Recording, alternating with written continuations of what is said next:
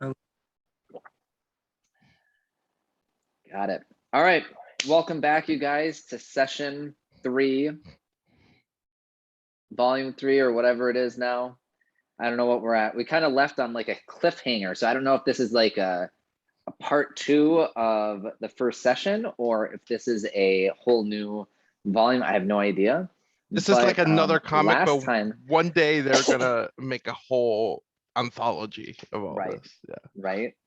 And I promise, okay, I shouldn't say that, but last week I had a coughing fit.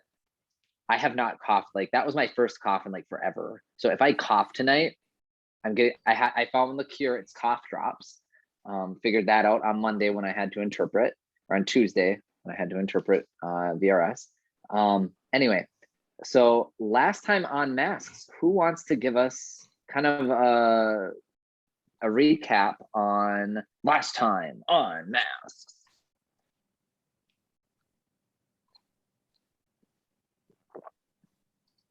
Don't everyone chime out at once.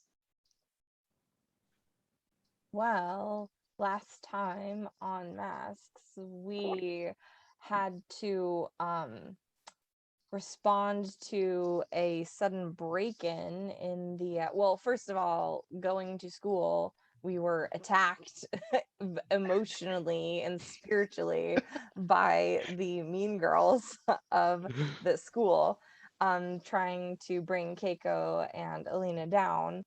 And then James and then Super Rick discovered a break-in, and after confronting one of his friends who was working for the Crimson Streak, who is now being, working with that studio, and we discovered it was Cynthia who was in the office doing the break-in, that there was rumor of artifacts in there, and she had gotten an artifact out, and then Kat was coming down the hallway and used this like swarm of rats to like swarm Cynthia and induce like this nervous breakdown, so that we were able to reveal her secret identity. Before dun dun dun, she was like, they're gonna kill him. So that, I think we don't know what is going on there. Also, feel free to fill in all of any other things. No, I thought that was great. Yeah, it was a mean girl slash, because I think we left it where Cynthia was hugging Alina at the end there, and that you were comforting her. And anyone else want to add anything? I will add that we had to fight, what was her name? It wasn't Melanie, was it? Oh yeah, Melon. What was the NPC? Jessica? What was the NPC? No, what was the NPC that Nate introduced? Cynthia? Cynthia, yeah, we had to fight Cynthia, and we made short work of her because it was a 4-on-1 fight. And then we figured out rats. I just remembered I got and James got snacks for everyone. Yeah, James definitely got snacks. Oh yeah, I'm still grabbing those, don't worry. Yeah, which I get. Okay, that was one of the questions. Okay, so and I think that we're gonna start with so Cynthia is hugging Alina, and she's gonna kind of pull back from you a little bit, like she's been hugging you, she's gonna kind of release. He's gonna get my parents, and that's who is targeted, who the tiger's claw is targeting, and how he's manipulating Cynthia is by, I'm gonna take out your parents. So what do you guys do? And at this point, I imagine now, there was a bunch of rats. Now I don't know what happened to the rats, but things have kind of calmed down now. There's hugging. Are you guys all together now? Are we all in the same? We're in the hallway. Yeah, I'm gonna pitch to the group that we GTFO and we go somewhere else before the real fuzz show up or some other authority. Can I make a pitch too? Where I will Yes. I want to take a bunch of pictures of the crime scene that happened because of course we work for the school newspaper, right? We kind of want to publish Sure this about as that. this could be big. So let's take some pictures and save it for later just in case. Okay. Like is your goal to sort of like spin it? Oh well, so no one's gonna be in the picture. It's just Yeah. gonna be pictures of the damage, stuff like that. School Yeah. menace or something on the trail. Yeah, Something like very that. Spider-Man, right? Like Yeah. we happen to be the first ones on the scene, so we get the best Yep. pictures. That's good. Yep. That's good. Okay. So you guys want to, it sounds like you guys want to escape and kind of turn this around, that you guys were maybe the first ones on the scene. I understand right now that Drowned Rat, she has not revealed her secret identity. She is cloaked. I think a few others maybe as well disguised. So let's role play that out. What does this conversation look like? Well, I think Alina just like nods to Cynthia, like, don't worry, we'll pass that information on, and then kind of like makes like a symbol, Okay. like shh, and then is working, kind of like lining up with Keiko and kind of doing the sort of vanish into the shadows move, I assume, that we have down pat creepily. And and I assume is hoping that one of the people on, I think probably as she's walking, she'll say to Keiko, like, we should probably tip off what's his name? We should probably tip off Professor Gonzalez. We should probably let him know about Cynthia. She could probably use some like counseling or whatever. Not until we figure out more information and until we try to figure out why the principal has this ancient relic. I don't think any adults can be trusted right now. And I'm gonna say like, there's no practice going on at the pool right now. I think we should go to the pool. And bury the mask? No, we should take Cynthia and like ask her questions, but we should get out of here. We should go to the pool. Yeah. Sure. Yeah.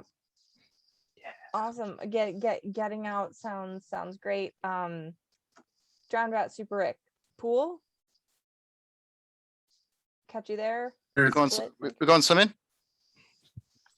Sure, why not? I'm just kidding. I'll meet you guys there. Okay. Sweet. As you guys are, before you guys head to the pool, just a couple of questions. I mean, clearly there is a break-in. So Keiko, what are you doing to kind of cover your tracks? Or are you guys just kind of, or do you feel like you're just going to leave it Nothing. as is? Yeah, I James, sort of like Super Rick took some pictures. Yeah, I like Super Rick's Okay. angle that like we make it look as natural as it is. I think I put the vent back because presumably Okay. I like kicked the vent and like dramatically went through into the room, right? So we're gonna put the vent back. Okay. And as you guys are winding it around, because I just imagine you guys are like right out of Hogwarts or whatever, where you guys are sneaking around school in the middle of the night, as natural as possible, you know. Kat, you guys, as you're headed to the pool, you guys almost get caught. How do you guys almost get caught here? What kind of comes up between the principal's office and the pool? Well, we're on our way to the pool, and there was there's that meeting of the yearbook club or whatever it was, the club that we were coming back to the school to meet in the first place. And so yeah, we almost run into a couple other people coming back for that. Okay. So just a few other students in the hallway. Yeah. All right. And then you guys are headed to the pool, and James, you still have snacks That was literally one of the questions that I had was, and do you still have the snacks from the store? I mean, this is very important. So yes, we do. It's very important. All right. So you guys are walking down the hallway, and I kind of imagine there's one hallway too where there's these big pane glass windows, or just big glass windows. And we get a shot, just a huge wide angle of you guys walking kind of in a line. And the camera angle of the shot is kind of you guys like walking, and it's kind of like projected upwards, and you can see the outline. Like, you can't see, but the camera shot, the people reading the comic can see the five of you, and then can see the buildings outside and kind of the tops of these kind of higher-ish buildings. And one of the things that you guys don't see, but the viewers do, is, one moment. I'm thinking if I should share this. Quick question. Are you guys still in your superhero clothes or not? Or I think that Alina has moved the mask to the side of her head instead of on top, and is still wearing like a hoodie and jeans, but they're black, so kind of like half in, half out. What is super? I assume since you. I never changed anything. I was still my normal self. Yep. You're always ready. You're always ready. Yeah. I'm super. Okay. You're super like that. Yeah, I assume that's what Alina has done, but has not. Is it a swim meet dispersing? Did you say from the?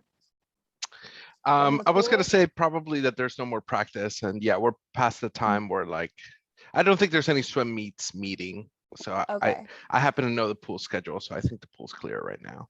Yeah, I mean, it's like, have this know the pool schedule. Yeah.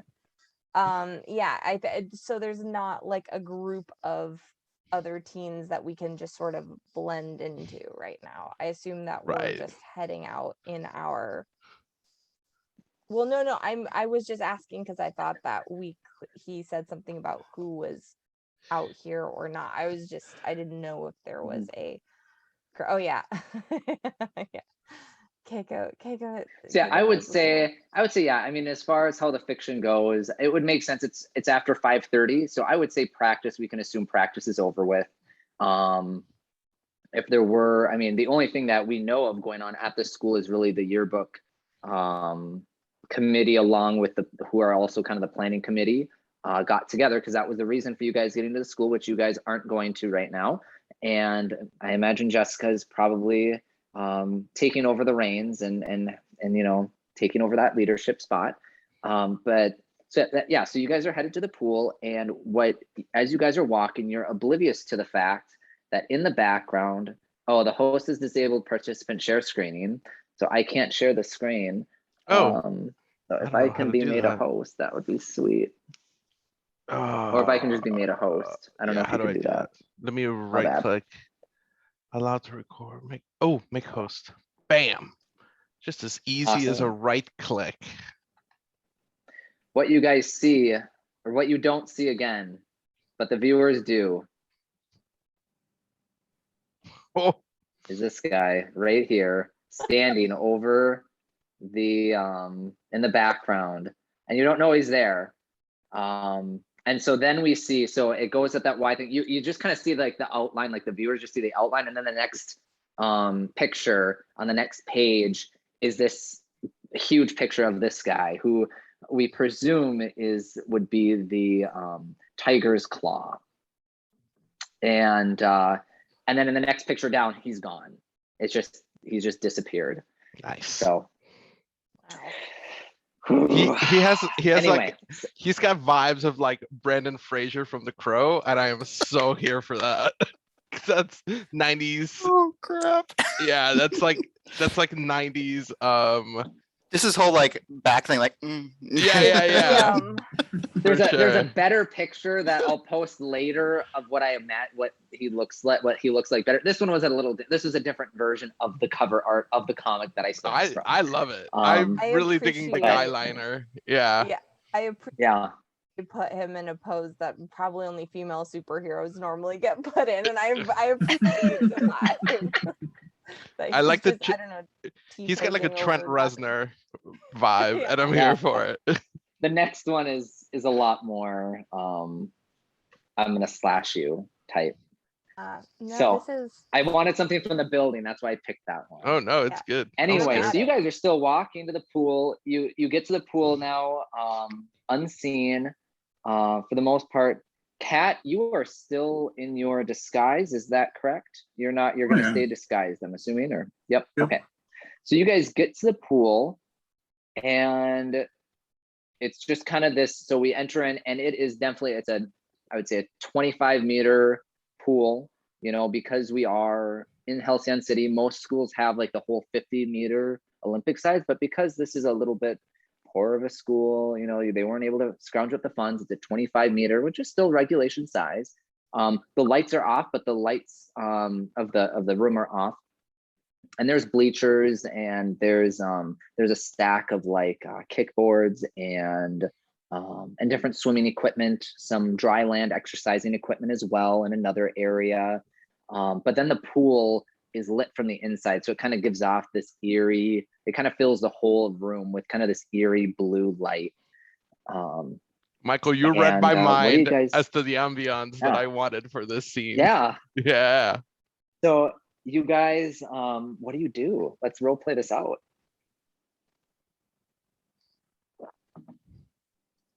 I've still got all my rats with me, so I've got a rat outside each door keeping watch, just to make sure that if someone starts to come our way, so we don't get interrupted. Okay.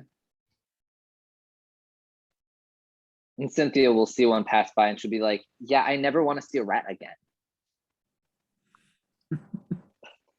We'll just answer our questions, and you won't, maybe. Fine. What do you guys want to know? My parents are in danger. From who? Where's the principal? That's one question I want to know. So wait, are we Where's the consent? Are we, principal? I don't are we know. consenting to questions as a group right now? Or are we kind of just spitfiring them out? Is somebody Yeah, rolling this through is some a math? role play. So this is sorry, I'll as the GM. So this is a role play portion. So you guys acted out as if you guys were in the room together. So Gotcha. because all four of you are in the room, we're not going to be taking turns. There's no turn taking here. There might Okay. be a time where someone might trigger a move, which again, Yeah. a move that I do see kind of coming up might be to pierce the mask, would be something maybe, or to comfort to support could be something, assess the situation, to provoke. And just so you know, because it is the start of the session, I am adding a team pool in, or a team point into the team pool. Yay! Yay. Because it's the start of a new session. So Let's see. anyway, You could totally pierce. Oh, but you would have to. Let's see. If Kat is in costume, does that mean her labels are still switched, like her mundane and her danger, and her freak? yeah. So that would be a good question for. Let's see here. So Kat, that's something we actually I don't think mentioned in the last one. As far as, let's see here. You're masked. Gosh, this TV is kind of far away, so let's bring that closer. That's just something. That's just essentially just something that I could do once. Oh, okay. Like If you guys- once a session or something. If you guys want me to question her too, because I'm kind of her friend, so I can maybe get a little more information too. This is me. This is me talking away from her to my group. Yeah. Mhm. Okay. I think Alina leans in like, yeah, she seems a little shaken up, but like what she said her parents are in danger, but like that means that adults are involved in this, and like someone's messing around behind our back, behind the school's back. And you were the one that gave her a hug, didn't you? You were the one that comforted her, so you should join too on this. That was like a it was a stressful moment. Well, Thanks, Rick. You should, point man, you go, you got this. We believe in you. I'm back here if you need me. Okay. Okay. I look at I look at my other teammates and like, what do I do? What do I do? Cat, Keiko, help me out. You just tell him to ask ask questions or something, I guess. Like, ask her who has her parents and what do they want with this thing and what is this thing, and at least those. Yep. Okay. Who's threatening her parents? How are they communicating with her? What are they threatening to do? Do you guys want to ask the questions? Because you guys are asking good questions. I can stand by. Hey, it's what they call you, Super Rick, right? Actually, Aren't you like supposed to be your friend though? Like I maybe am. she'll open up more to you. I am. All right, so I love the idea that we're all like huddled up and we're all like, okay, no, you talk to her. Like, no, you talk to her. Or like, she's your friend. You're asking good questions. He's just off to the side. God, what are these guys doing? all right, so I'm just gonna like go up to her. she's literally standing here like I'm just gonna go talk to her. anytime. Okay. Yeah, okay. What you can tell us what's going on? What was the mask you're trying to steal, or what was this? What was this thing? It's all I know is that it's an important relic that the tiger's claw wants. And you got involved because your parents are in danger right now. Is that correct? He told me that if I went to anyone, if I told anyone, Who's if he? anyone knows the tiger's claw. The tiger's claw is a person now. Yeah, he's always been a person. Okay. The tiger's claw. I mean, And you're part of this group? I mean, I guess I suppose it could be a woman. I mean, I guess I shouldn't be sexist. What happened? What happened to the principal? Do you know why is the principal holding this relic? If I knew the answers, I probably would know more, but I don't. I'm literally the tiger's claw.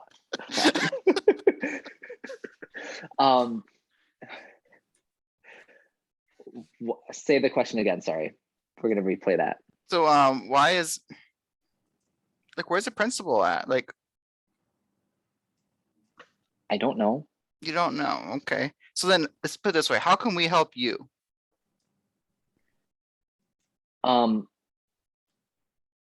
This relic thing, I don't care about. I just want my parents to be safe. So if you help us, we'll help you. Can you do that? Fine. Jeez, James. Don't be so angry. We And can how just long walk have you away. been this? Well, oh, okay, James. Yeah. We could. But you When know, was the last time you walked away? You're not that kind of guy. You're right. You're right. And I open up one of my snacks and share with her. At least you have good taste in snacks.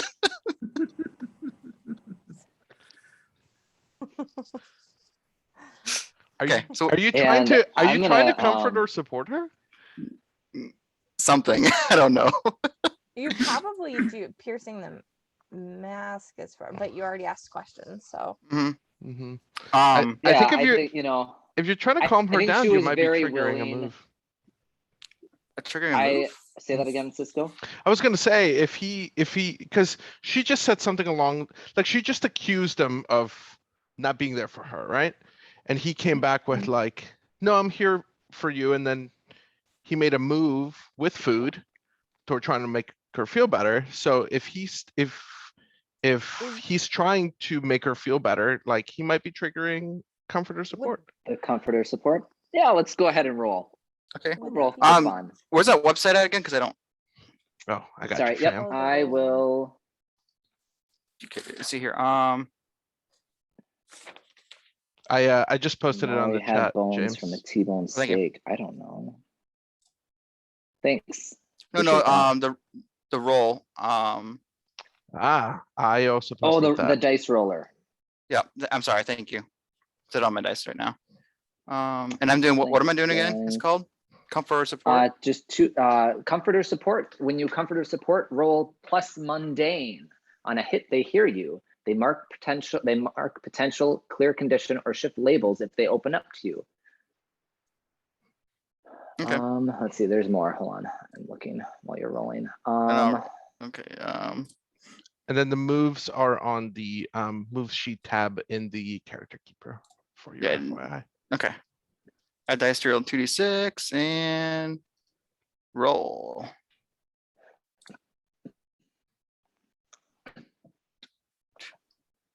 Is that right? 9, right?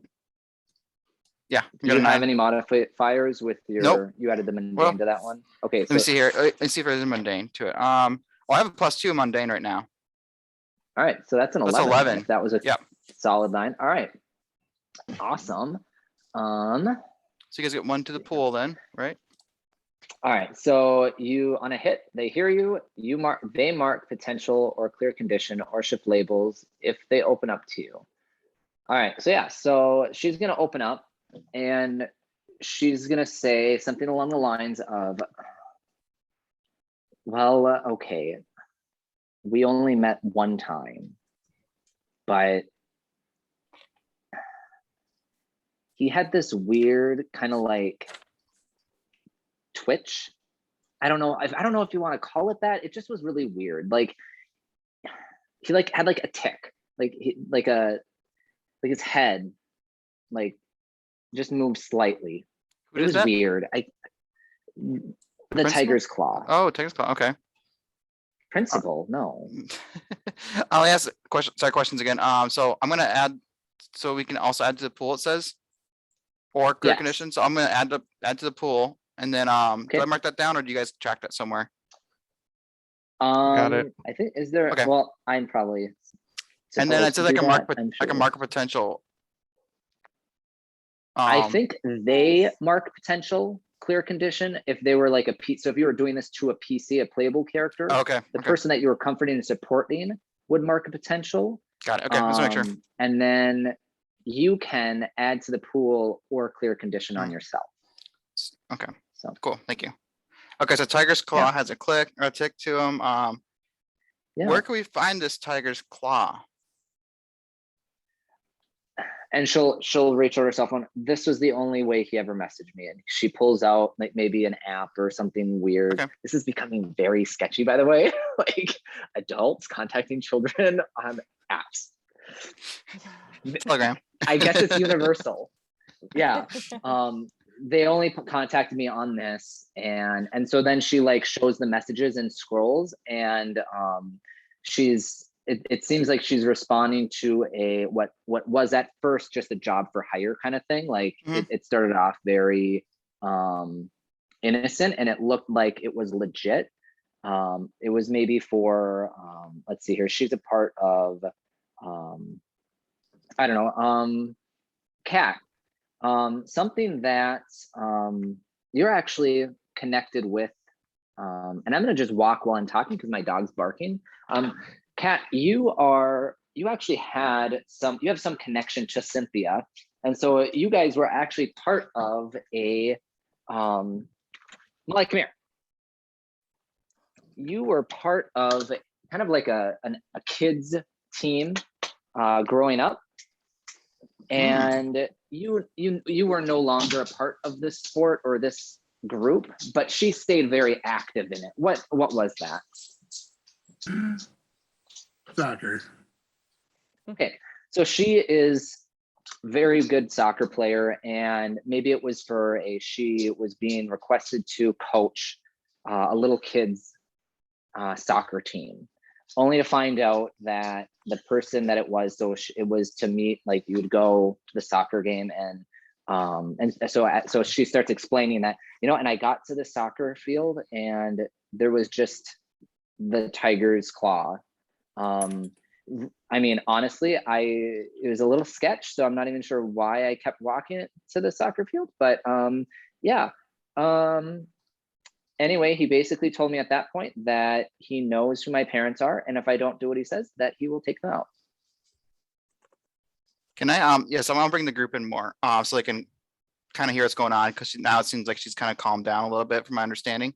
Because she is agreeing to talk more, so I'm gonna invite the group to come in and say, hey, like, she seems more talkative now. You guys see if we can connect more and figure out what this tiger cloud, like where they're located at.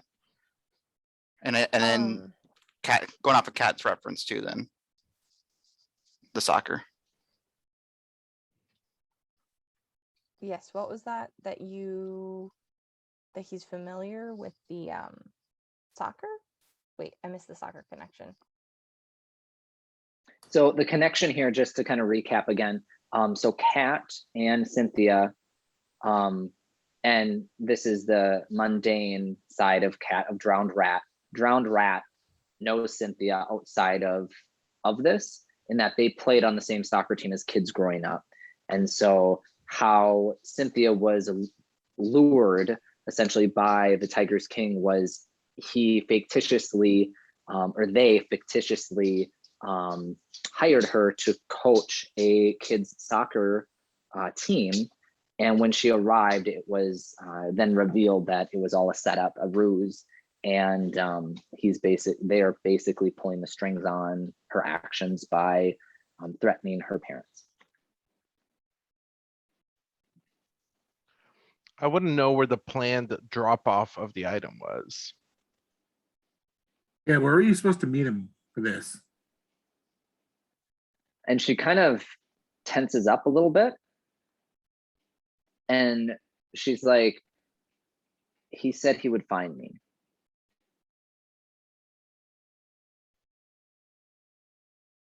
So I don't know. I could text or message this again if you want. I don't know. What is it that she took from the safe exactly?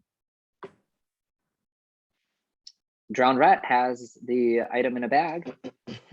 Let's study it. That's a magnifying glass.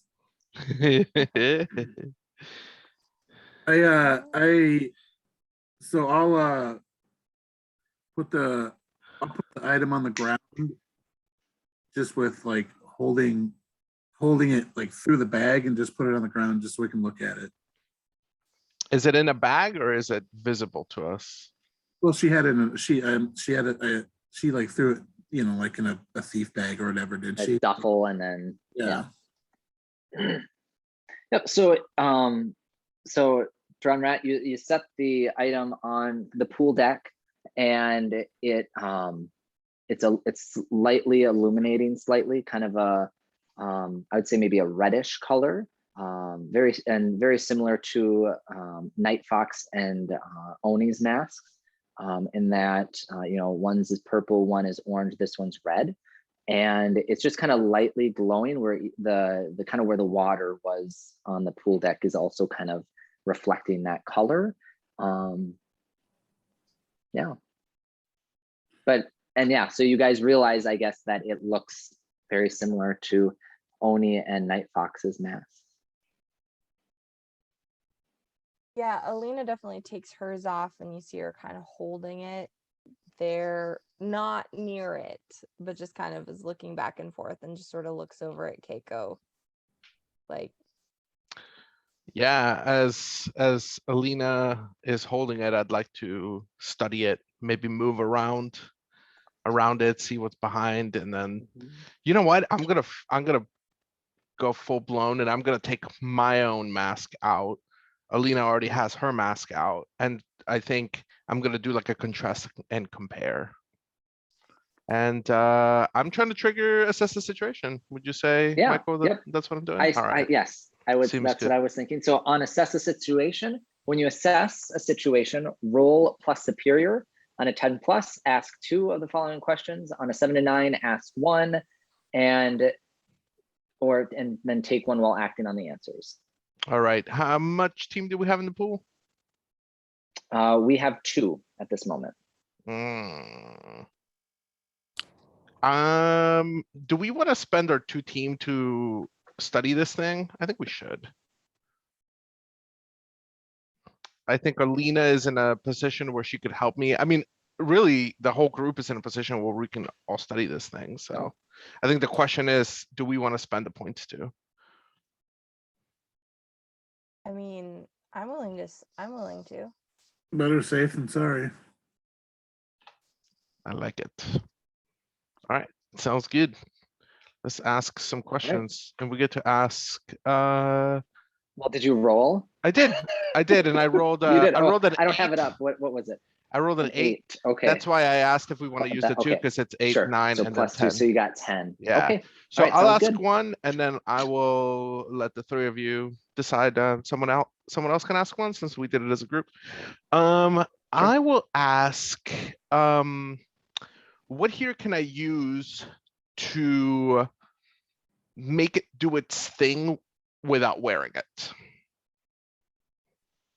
What here can I use to activate it without wearing it? Okay. How are your masks activated? I mean, not to like put the question back on you, but in the fiction though, how are your masks? That's a great GM activated? technique, actually, that you're throwing it back on me. So well done. That's my favorite GM. Busted.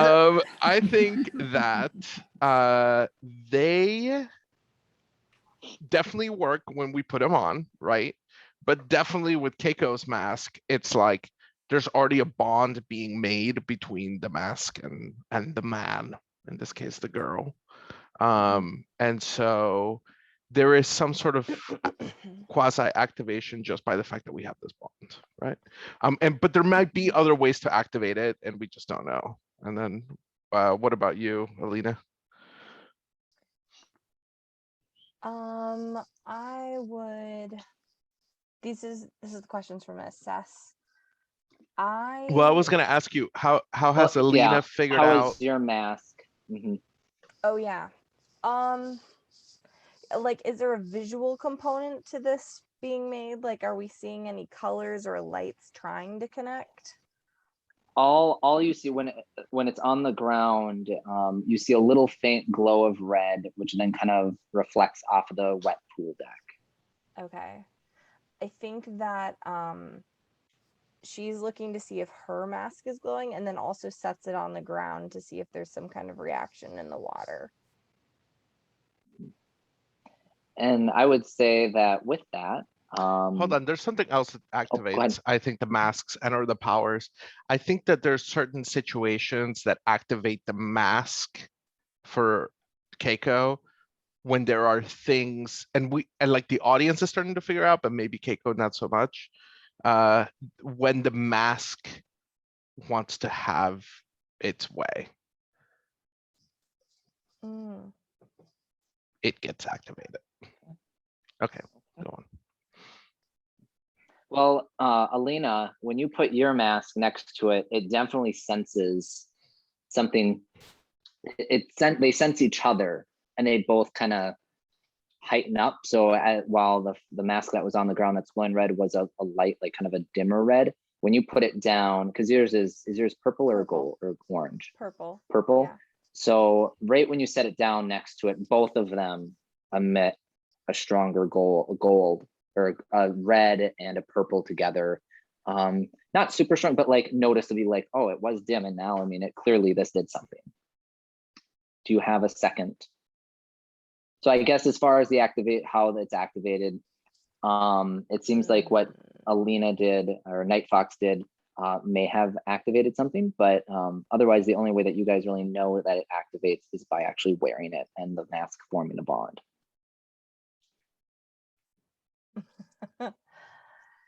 You have one more question.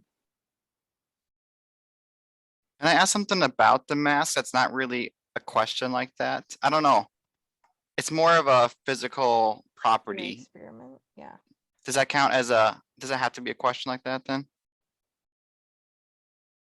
Why don't you ask it and we'll see if I can answer. So I want to know, this way, without touching the mask, can you sense any type of like energy from it or anything like that? That's a good question. Because I have ideas. That wouldn't like eat up our question, because that's just more of a thing that's like no, just a yeah, that's what I was wondering. More as yeah. the environment. I don't think that there's necessarily like a pull towards it. Like, I don't think that it like emits so much power, but Mhm. definitely when like even so Cynthia is still wearing her bracelet, like that amulet on her wrist that Mhm. had, when you had seen her, it had like emitted more energy. And now that both masks are down, you can sense and like you guys can kind of feel that and hear that bracelet, that amulet emulating even more, where it's Okay. like just lightly. And yeah. Okay. Because the reason I ask, Keiko, I have a question for you. This is kind of a hush hush question on the side, you know. It's like, Mhm. hey, question. Can I see you have illusion powers? Can your illusions make sounds too? What are you thinking? Well, you know, someone wants a mask, right? Can you make a copy of the mask with an illusion?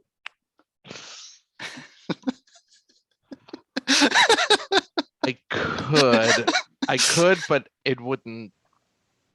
How long would you need it to last? I don't know. I'm just saying, do you think it's possible? Yeah, maybe. So take a picture of the mask with their phone. Oh, case. nice. That's Just in awesome. case. That's Um, awesome. I like where your head's at. Like, I don't know if I'm supposed to be thinking like this in this role playing session, so I don't know, but No, I'm just No, it's yeah. going with it. Nope. You're good, man. Okay. So You far, guys so are right good. there. I have a question for Keiko, Cynthia. do you have another question? Or go ahead. I was I had gonna a- say if you had anything else about the assess the situation. About the assess the situation, I'm going to let one of my party members here take up the question, So, but I want to sure. ask Cynthia, does it call to you, Cynthia? No, I I have appreciate no your desire in honesty. putting that thing on. Oh, Cynthia. And I think Keiko was about to say you don't know what you're missing, but like she won't.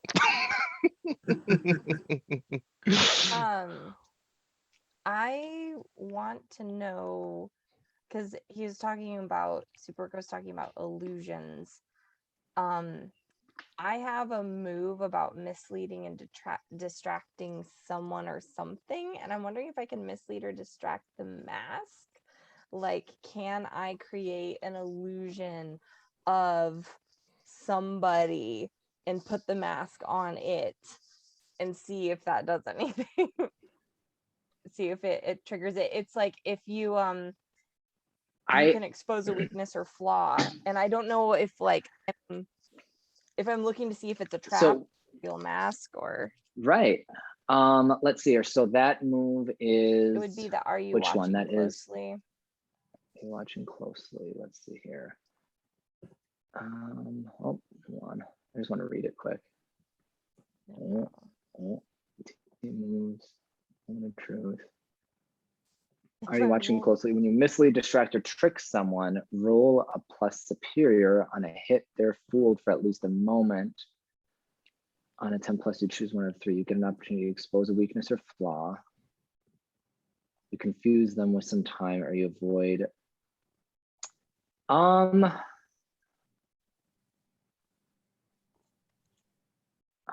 Can we like?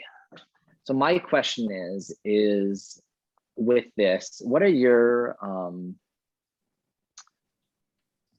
because I guess I'm trying to think of how you're going to trick this being, like, as far as, are you watching closely when you mislead, distract, like, are you using a power on this, or what are you doing? Yeah, I think I wanted to use like illusion powers, like So you behind it, have an around illusion it. power.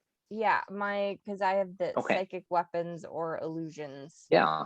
are the, so I think I kind of wanted to use it and see if like because I don't know, it's already glowing and it's not on anybody. So Right. like I don't even know if our masks do that. So like I'm wondering if like maybe somebody is already activating it somehow somewhere. Like am I going to hear somebody? You know, I don't want to put it on my Sure. face because I know what our masks do, but like can I figure out who's already attuned to it if there's somebody already attuned to it?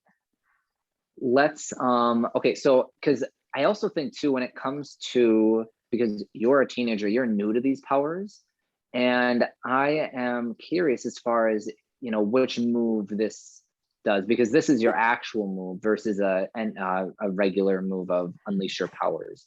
So I think let's do the unleash your powers. And we're gonna, though, let's see here. I'm gonna give you a, what is the freak or I think it's just free. or superior. So I'm gonna give you a choice then, because you have this move, are you watching closely? You're gonna unleash your powers and you can choose between superior or freak, which one you want to use as your modifier.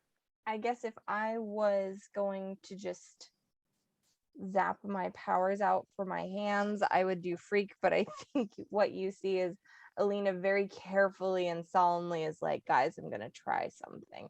And she takes her hoodie off. She's got like a bajillion t-shirts on underneath.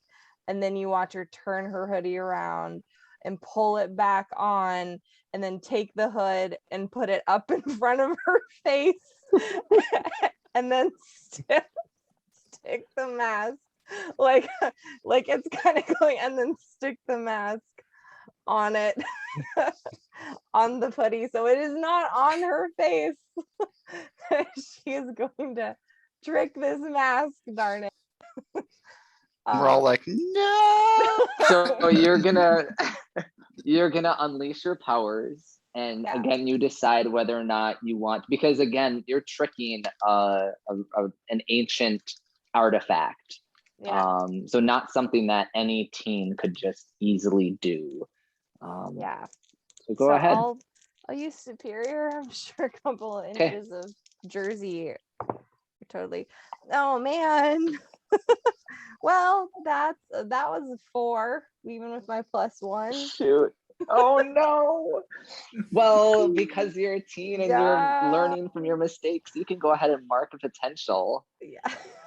And so what happens here is nothing happens to the mask. However, everyone then suddenly hears a and it's Cynthia's phone going off.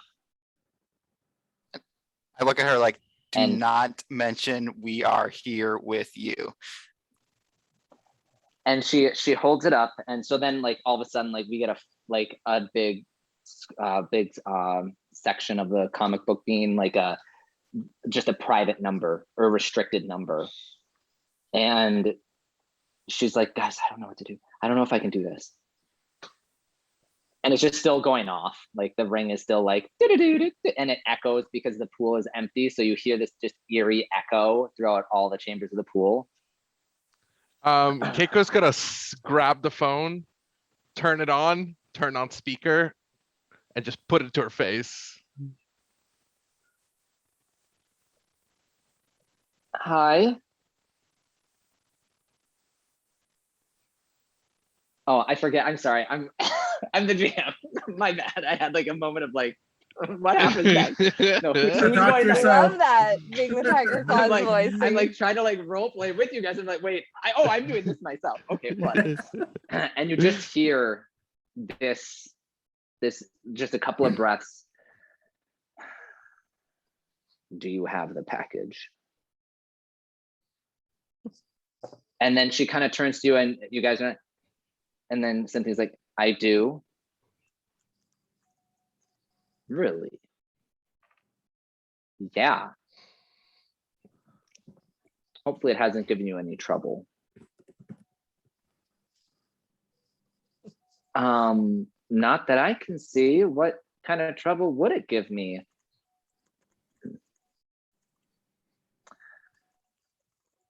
I'll see you at the dance this next Friday night. Click. Out of character, that's not creepy at all. That's so creepy. I love Adults it. going to teenager dances. I'm gonna turn to John Rad and be like, ew, did you hear him? What was with that breathing? Yeah, he sounds kind of. We're all laughing, and she's like almost scared death to her parents gonna be killed, and we're laughing. Hold on 1 second. Thank God for the comfort and support move. Yeah, it's off. Go ahead. Yeah. So Cynthia's like, oh, shoot, I have to go to the dance. And she turns to James and like, she's like, James. And she's just like Yeah. giving you a look. Well, I guess I have to go to the dance now.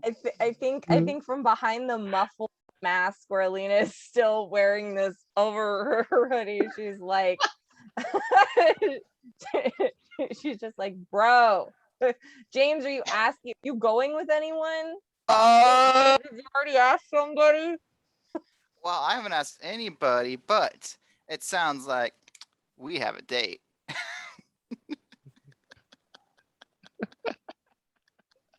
Okay. You can pick me up at 6. And then she's like, all right, well, now what?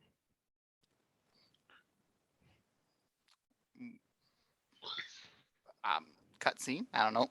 I feel like you should probably go talk to the counselor and like, are your parents at home? Did we hear like, are her parents being held hostage? No. Or it's Nope. okay. No, so they're home. They have no idea any of this is going on. There's something Keiko wants to do. Yeah, go ahead. I think Keiko is thirsty with power a little bit. I think she's tasted it. She's tasted the Oni's mask anyway, and that kind of power is corruptive power. I think she's gonna snatch up that mask and put it on. Can I, let's see. I can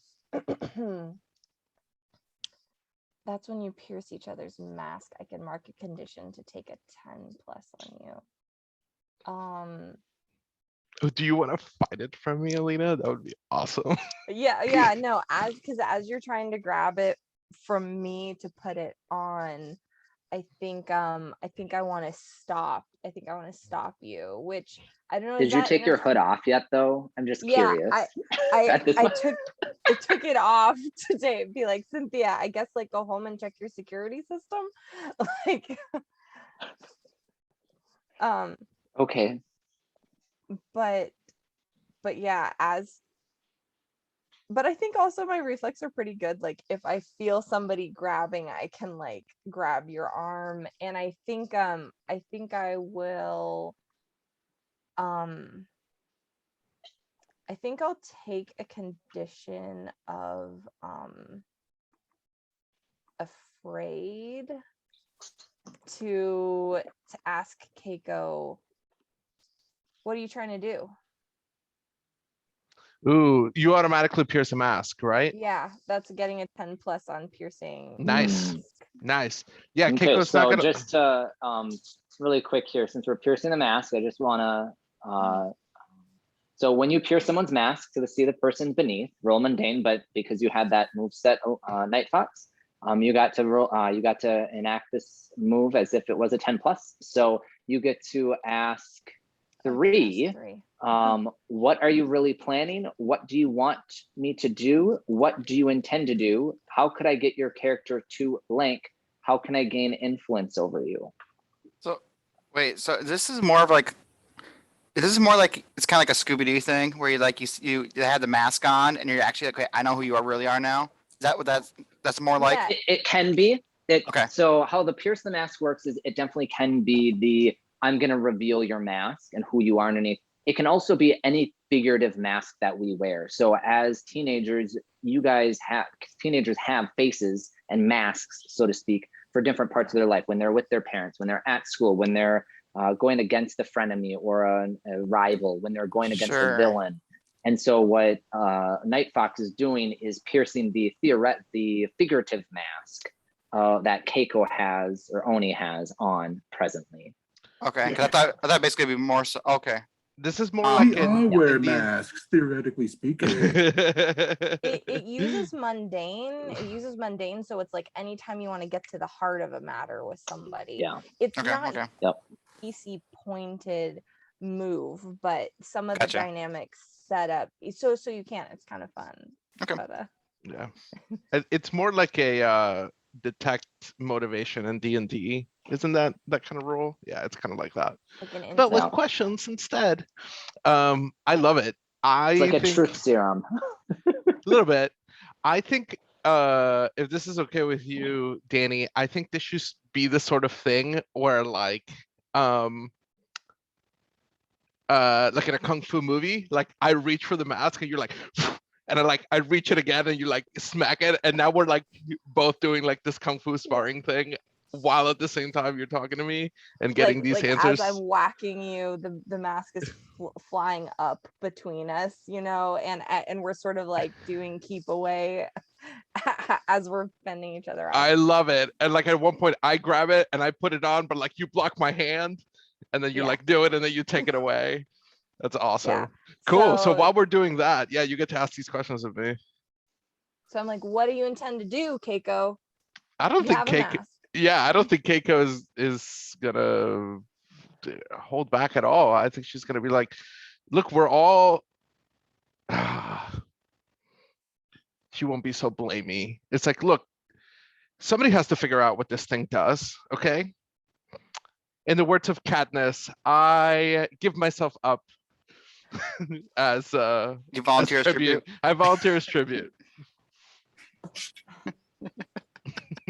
Well, what are the rats doing? I want to hear from Kat what the rats are doing. They're getting ready to if something else happens, the rats are ready to interfere. That's great. Yeah. They're in attack mode. That's awesome. All right, Yeah. what other questions do you have, Alina? I think I'm like, how can I be like, that's stupid. You know of anybody that you don't take the most obvious route first? Like, why don't we take a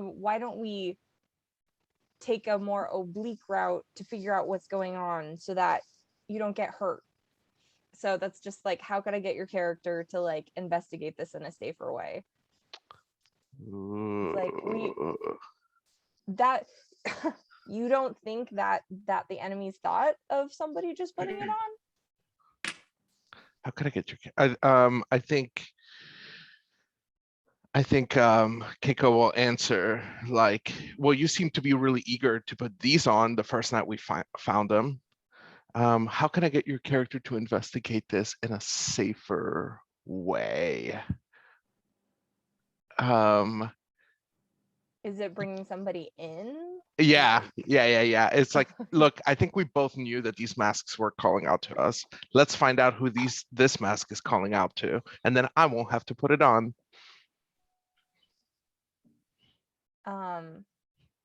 I think that then she kind of just like grabs the mask midair and stops, like she's satisfied and is like, okay, what do you want me to do about that? What can I do to help? What do you want me to do? Yep. Yeah. What do you want me to do? Yeah. It's like, fine. I want us to take the rest of this time to hunt down the person that this mask is calling to, and you're coming with me. And then I would like to create an illusion. Oh, and by the way, you're piercing my mask. So like when I went and I reached for the mask, you saw the flash of red eyes. There's definitely the Oni mask is holding some sort of like, yeah, some sort of sway. I think I don't think that Keiko is, sorry to answer really quick. James had just asked if Keiko is provoking someone, and I would say not at this time, just because he's responding to the questions of the pierced mask. That's not quite hitting that move set yet. But that But absolutely possibly. is the framing that a provoke Yeah. would definitely come Mhm. down as. Yeah, Definitely. if Alina says no, I'm definitely gonna probably try to provoke her. What I want to do is I want to maybe like try to play dirty and sweep the leg and try to take the mask away from Alina once and for all. And it's more of like a show off move than anything. Not a show off move, but So you definitely are, trying to make make an Mhm. emotional point. Trying to make a are point. you directly engaging in a threat then? Yeah, I'm Okay. I'm Are directly you engaged. burning This doesn't your happen too often, influence but on it me? can. Are you burning your influence on me to like give me a -2 to this like result or no? I don't think so, but I might use it Okay. to because I can use it after the roll, I think, to get a bonus. Oh, okay. Yeah, so I might burn it here. Oh, you do have a natural +1 on this towards me because you have influence Yes, this is true. on And I me. So have a messed up. danger of Okay. 2. So when you directly engage a threat, you're going to roll plus danger on a hit, trade blows. On a 10 plus, pick 2. On a 7 to 9, pick 1. We definitely have Black Widow Sister Fight vibes here. I rolled a 10. What? Screw you, Keiko. Yeah. Yes. I Ah, think So you get to pick 2, resist or avoid their blows, take something from them, create an opportunity for your allies, impress, surprise, or frighten the opposition, which the opposition would then yeah, be your sister. indeed. I think that you're holding up the mask and yeah. I think I'm gonna sweep the leg. And we're gonna get like a slow-mo shot of like me sweeping the leg and you like falling and then the Into the pool. oh gosh, that is so no, not quite Yes. into Well, not quite into the I'm gonna pool. say yes. As GM, I would like to see that happen because I Yes, have I okay. have an Oh, idea play it that I off the- want to play off of this. Can you play off of the roll, Michael, by chance? Can you play off of the Well, roll? I'm because it's you're gonna be trading blows, and because there's a Unless 10, it's I feel resist or like avoid. right. I feel like it makes sense that because he rolled a 10, that Night Fox, whatever. Well, I guess Francisco, why don't you pick your 2 things first? Yeah, I really don't want her to fall in the pool because I think that's gonna take it Okay. maybe one level too far. Too far? Yeah, Okay. so I think Yep. she is going to I think she's gonna sweep the leg. The mask is gonna go flying. I'm gonna snatch it. Alina, I think that you're gonna fall right at the pool's edge, as if you were falling, as if you were about to fall in. Yeah. And I think when you look up, I'm holding the mask over to you and handing it over to you and say like, you're still not watching your stance. You never listen to dad. So are you gonna help me or not? Yeah, I think as she's like grumbling, you see like a little purple flash in her eyes. And she just kind of like gets up like in that moment you don't know if she's gonna go for like your like legs to get you down, but If we that both she- end up in the pool, I would that- love that. I'm fine with that. This No, this I is just now think- turned into Pasión de las Pasiones. as you're doing that, yeah, Keiko, feel free to jump in. your eyes kind of glance down a little bit, and you'll like it might be like a delayed register, but 30 rats are literally surrounding you right now. Okay, yeah. Awesome. Awesome. Would you allow that to? Okay, so I will say that I I notice it after Alina like gives me her word that she will help. yeah, I think you see that flash, but then she just like grumbles and stands up, like holds her hand out to get to pull up, and then grabs the mask and is like, fine, we're gonna find it we're gonna get rid of this one. I don't know what's going on with this, but like, I don't know. It's not great for us. Really quick, as just kind of out of character here, Cisco, just to clarify what you did here on that move was you took something from them, which was the mask, and then did you impress, surprise, or frighten the opposition then? Are those the two things that you took? No, I resisted and Or avoided. what was the other one? Okay, all right, Yeah. perfect. Okay, so at this point then, Alina then took the mask back. You had just made that comment, and then Cynthia's like, and what if the tiger's claw decides he wants to meet me in my bedroom instead? Like she's just like being very upfront. Like, I mean, it sounds bad, and she's like, that sounds really bad. Like she realized that after she says it, but she gets the point across that what happens if the tiger's claw doesn't meet her, meets her earlier?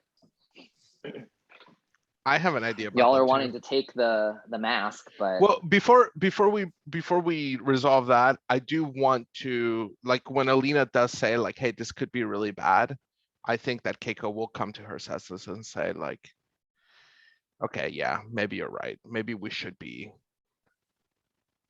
as careful as you say. I really hate to admit that. You know that, right?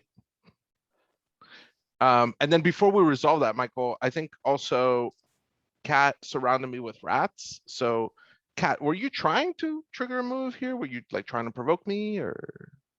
If you had gone to put the mask on, Oh, okay, gotcha. happened. But when Alina took the mask back, the rats backed off. Okay, cool. I think at one point, like Keiko would be like, okay, it's over. Could you please get the rats away? Thanks. Okay. yeah. But yeah, All so right, Cynthia you had guys, a question, right? go ahead. Cynthia had a Well, question. no, Cynthia was just like, Yeah. what do we like, you know, what happens if he shows up, like to kind of like, because you guys are fighting over the mask, and she's like, what happens if he wants to meet me in my bedroom for this mask? Like maybe that's the meeting spot instead. Just tell him you stashed it someplace safe. I suppose that could work too. Yeah. I don't know though. It's not your parents on the line. Well, yeah, but would you would you bring this home and risk your parents finding it?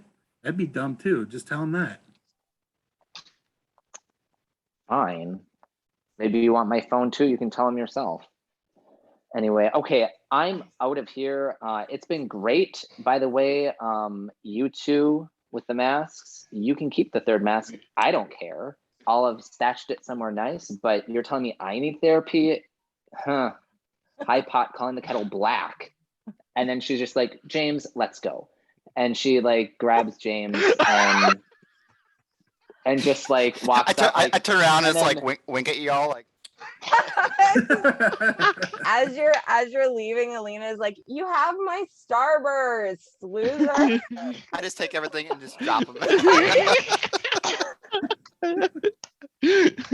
James is the Awesome. most like, hey, come on over here. He's like, okay, like he's just wherever. I'm gonna say that then we'll cut at the end of this scene. We're gonna go ahead and we'll take a 9-minute break. So be back by 9:25 Central Time, and we will get started on what I assume would be then technically the next volume of our session, since that was a great ending of the last one. So excellent work, you guys. Cisco, if you want to pause the recording, that would be great. All right, you guys, welcome back. We're gonna get started now. It is a new day, actually, it's a new week. Our heroes made it away from the school safely. No one suspected them, at least for now, that they were even there. And they all got away just fine.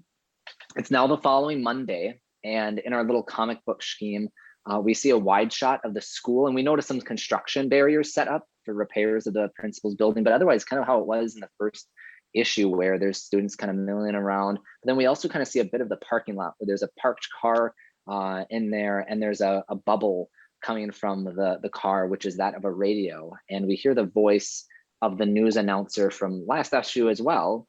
We still have zero cognizance from last Friday's escapades at Halcyon City High School. School officials and local authorities investigate a break-in that resulted in damage to the principal's office. We then zoom in on another screen to see, now we see like a beat up vehicle, and Mr. Julian Rodriguez, the guidance counselor of the school, also for Alina and Keiko, is sitting there, and he's just kind of listening to the radio. He's turned off his ignition. He's just getting his things together as the radio still is going. And we continue to hear then, let's get to the heart of the story. Miss Rebecca Mace, principal at Halcyon City High, had this soliloquy. I cannot further comment on the events of Friday night, but I can confirm that there were no injuries during the incident. The fall equinox ball is still scheduled at this time. I am in communications with the local authorities, along with the amazing planning committee, to make sure the event takes place without incident. We now turn to the presiders of the fall equinox ball committee, with the most prominent muckracker since my time and editor of the yearbook. About the festivities that await this brightest future, Jessica and JJ. And then Mr. Julian Gonzalez opens up the door, and that just turns off the radio at that point. And he then walks into the school building. And the four, well, not the four of you, but I would say that you guys are kind of in your own areas of the school grounds, but you're all on your group text with one another. And then all of a sudden, and just kind of recounting the whole day. I don't know if you guys have added Cynthia to the group at all, or if it's just the four of you. But I think we have a separate, or not? I think we have a separate chat Maybe for a separate Cynthia. one. There was a couple of things that And I this wanted. one is just the four of you. Yeah, there was a couple of things that I wanted to set up before, or like during the week. Like, I was gonna ask the team if we wanted to do the sort of like the defenders type of thing and set up like a rotating schedule of like being perched up moodily on a gargoyle across Cynthia's domicile, so we are always like protecting her. That's what I was gonna wonder when she was wondering about like how safe she was gonna be at night, like just asking Drowned Rat, like, do your rats do house calls? Like, is there a way we could set up a can you set up a perimeter, or is that too much? I don't know, Michael. Is it too much? I mean, I would say that you are, still a teenager. Your powers are forthcoming, and maybe if you were an adult, maybe you could. I don't know. You could definitely try to unleash your powers if you ever want to try that. And you guys can maybe talk about that. Maybe that'll be something that comes up as the week goes on. And so that's kind of the essence of the chat room that you guys are talking about right now. You guys are talking about the protection of Cynthia. And all of a sudden we hear from the, you guys are all outside, we hear an announcer, Alina, please report to the office. Alina, please report to the office. And Alina, you head in to the kind of the admin office. The admin. And Or does she head in? yeah. Yep. And Is a delinquent. yeah. So Alina, are you gonna go in? I guess I need to ask that first. Sorry, it is that. Oh no. I think, do I recognize is this something that often happens? Because I think she's probably like, I didn't even do anything yet. Like, yeah, I don't think that it's kind of odd that they would just call you right away, like, because the bell hasn't even yeah. right away, like yet, like yeah. Yeah, no, I think that she walks over there, like fully kind of walks up. Yeah, fully like kind of walks up and sits down and puts her feet up on something she's not supposed to put her feet up, and is like And this, I don't know what, before they can say anything, she's like, I don't know what you're talking about. I wasn't even there when it happened. So. and it's the secretary in the front, and she just kind of peers over her desk and she's like, Alina, Mr. Gonzalez wanted to see you before class. You can get your feet off. Okay, fine. And she just kind of like rolls them off, and then grabs like as she's walking by, just kind of like turns, does a little illusion on the candy in the candy tray and makes it all look like broccoli. As she's like, fine, enjoy. And then brushes past into the office and is like, yeah, I think as the door closed, she's like, is giving children heart attacks the new cool move for therapists or something, for guidance counselors, Mr. Gonzalez? I don't know. Is that a normal response for just being called to the office? Do you have anything you want to bring up? That sounds like something we could talk about. Oh, I think that, Alina, go ahead and sit. yeah. We can, that's not why. I'm sorry if that caused any fuss or stress to your day. No, the reason why I brought you here is, as you know, we had a break-in at the school, and I'm just kind of checking in with a few people, just to see if you've heard, seen, or know anything about that break-in. This is just very standard. The principal and I, we both are, and other school administrators are calling students down that may have been around at that time because of certain activities, and to see, if they've heard or seen anything. I think she leans That was a bug, in. by the way. That was flying in my face. No, that's okay. I think she's like, I wouldn't tell just anybody this, but I think it was Miss Scarlet in the study with the candlestick. And then like leans back like,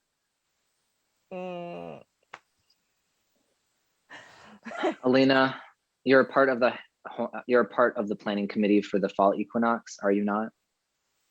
am I? I think she's like, am I? Shoot, did Keiko sign me up for that? Like, wow, that's so lame of me if I am.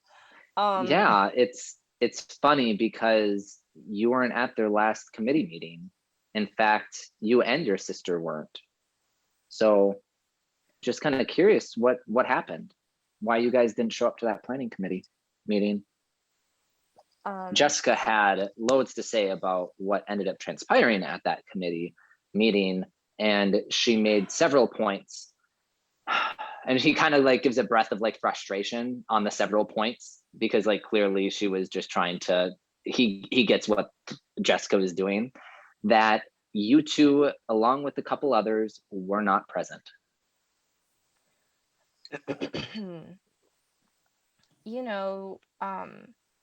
We were busy doing and she's like finds a way to say like we were busy with like training stuff. But yeah, Keiko is just she's just going through stuff right now. But you're not gonna like let Jessica just like run this, right? Like that would be really lame.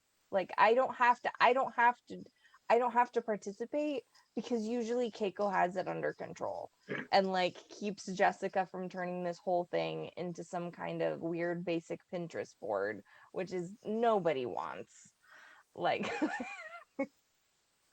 and I think I want to, let's see. He's not trying to pierce my mask or comfort or support me or provoke me to anything. No, yet. he's Okay. just, no. I think she's like, but like, this is your therapist, so I mean, yeah. he's genuinely concerned in the fact that, I mean, when he's looking at the facts, that there was only one group meeting at the school, and it was the fall equinox planning committee, which entitled of 4 individuals who were not present. Oh wait, so other people Who- weren't present besides And us? other people would have been present at that group. But these 4 weren't. I mean, and there are other people probably on there as well, but the fact remains is that he's concerned because you're a student of his that he visits with regularly, and or that you have run-ins with regularly, and he's just genuinely concerned that maybe you may have gotten in over your head, and he wants to be of some help if you want to reach out to that. Yeah. I think I would just be like theoretically, if it wasn't like me in trouble, but like if I knew of somebody who was in trouble, do you have a recommendation of somebody I could refer them to? And I don't mean like trouble, like whatever stuff. I mean like, you know, and I think she just kind of like gesticulates and like makes stuff kind of dance around with her illusions. Like, And I think he then goes, I feel like we're talking about something else. And at this point now, he is piercing the mask. okay. So I don't know. Cisco, Danny, help me out on this one now with a non-playable character pierces the mask. I am trying to, the reason why Or I would it be ask an is because influence? he could be trying to shift my labels as an adult. The reason why I ask is because I have a move for when somebody tries to pierce my mask, I can interfere. Oh, I can interfere gotcha. with that and give them a -10. Yes. But that would be like NPCs, like villains and things like that, who are adults can pierce masks. But he's not a villain, but like there are times when NPCs can roll it. But I don't know. I just kind of wanted to answer me. I don't want to tell him about Cynthia yet. Sure. No, that's fine. But maybe, I mean, is it along the, so again, so his question remains then, so we won't pierce any mask then here. He'll just again repeat the question. Alina, I get the feeling we're not talking about the principal's office anymore, that we might be talking about something different. Are you okay? You know, or is whoever, I'm sorry, is whoever is theoretically not okay? I think that kind of just gets her a little bit, that somebody like asks her like, are you okay? And like cares, like gets her a little bit. But then she's like, I'm fine. You know who's not okay? Whatever the principal is hiding in there, that is like a big deal. There's like weird stuff going on, and it's like there are adults involved, and like I'm just a kid, so naturally I'm not doing anything about this. I just feel like it's very important for the adults to be aware and informed. So like I'm fine, but there might be somebody who's in trouble with like that, and I don't think it's something that I can fix. Well, like, I don't know, does Dr. Gonzalez have any powers or anything like that? How aware is he of super stuff? Well, I would say then let's just say he has like over to the left. And actually I forgot there was another question that I had for you as you were to walk in, but I completely forgot, which was he has and we can answer that now, but he has a very specific hobby actually. And this was my question, like you going in, and there's evidence of this hobby by a couple of objects in the room. And what are those? Oh shoot. I wish I would have asked that at the beginning, like right when you walked in, but we kind of just went right in. And I think this is weird. I'm trying to tie it into actually I think that he is like that this might be too on the nose, but is he really into like costume design? Like he has a couple masks from Venice and stuff on his like wall, or like things where he does this kind of thing as a hobby or something like that. Yeah, I mean he can I was like, definitely be doing cosplay. Yeah, if that's like well, cosplay we're saying. That or just being into like kind of mask making / collecting kind of from other places. Yeah, like Holly, like maybe the other thing he does besides school therapist is like he assists with the drama club kind of a thing and helps with costumes. Okay. I was gonna say Yeah. the only other thing I could think of was like badminton, which is funny, but also like it's just funny, but less helpful. Right. Well, let's do this. Let's say that that he's into badminton, like, and there's like Okay. maybe a Like a trophy. a photo, yeah, a couple of trophies. There's a photo of him in like a nationals competition of badminton, and like a really big player. I love you. And he mentions to Alina, you know, Alina,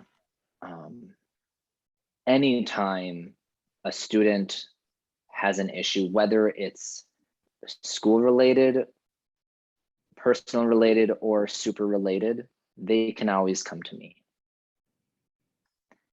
And I would say that whoever is in trouble, you know, should reach out. It sounds like from what you're telling me, it seems like this person is scared, and rightfully so, from what it sounds like.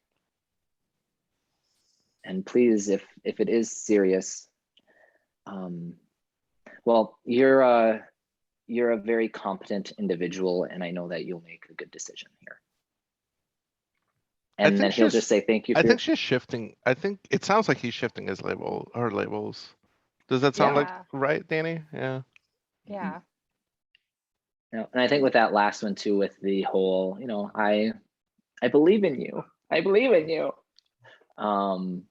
Definitely. So on a, let's see here. Where is it? Hold on.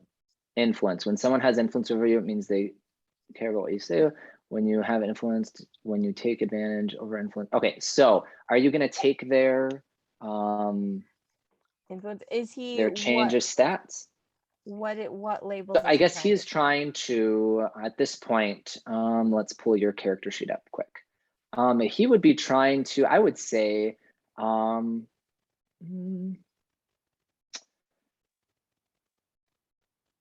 he's trying to take your.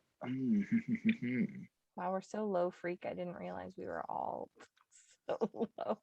Yeah, you are. I'm kind of torn, and maybe just as a dialogue here between the two of us, I'm either kind of looking at savior or mundane going up, but I kind of like the idea of the savior, that you can do it. And then I would say with that, maybe your superior going down. I don't know. Oh boy. I want to accept it, but if he's gonna take away my one superior, I'm gonna have to resist him. Okay. Oh. No, that's it's only because like my superior is my thing. But I have a suggestion, may I? Yeah. I think yes. I think he, like, I know he said you can do it there at the end, but like it seems like the big theme of the whole conversation is that he's pushing your mundane up. Like, hey, you're just a kid and you're danger down. Like you can't handle this yourself. So yeah. Oh boy. I like that. That's and yeah, thank you. I kind of want to, again, I'm new to all this, so I agree. Yeah. I think either one works. But he said I was competent. He said I was competent and able to do stuff. I think that Ooh. You know what? I'll let you choose what you feel like as the character between those two options, and then you can decide, because you may just decide to reject them either way. Yeah, Which, I think poor counselor. those I think that she just kind of like I think that she just kind of nods and I think she is likes that, he's saying that just sort of nods, like she wasn't expecting him to be like, you can handle this, you're competent, and instead of just being like, tell me all of this, you said somebody was in trouble, and is instead being more hands off. So I think she'll accept the label shift. And I do think it sounds, what was it, savior up one, superior down one? That was one of the options. Okay. I'm just gonna have to bump that back down. So I think I just nod and I'm like, okay, Mr. Gonzalez, keep your eyes peeled. I know where to find you if we need help, right? Yeah, and he walks you out and he says, have a good day. Have a good day. And Always. And he just walks back into his office, and you leave the office and the bell rings. While all of that was going on, Keiko and Drowned Rat have kind of have slid into each other's DMs and have had a conversation, or having a conversation. And I think that maybe Keiko initiated this one. So Keiko, what got you to kind of reach out to Drowned Rat individually? I think that I want to set up a meeting in person with Drowned Rat for a couple things, for a couple reasons. So you guys are texting, DMing one another? Mm-hmm. Yeah, what's... Drowned Rat, what do you think? What are you gonna do? So you get a text back, a meeting in person for what?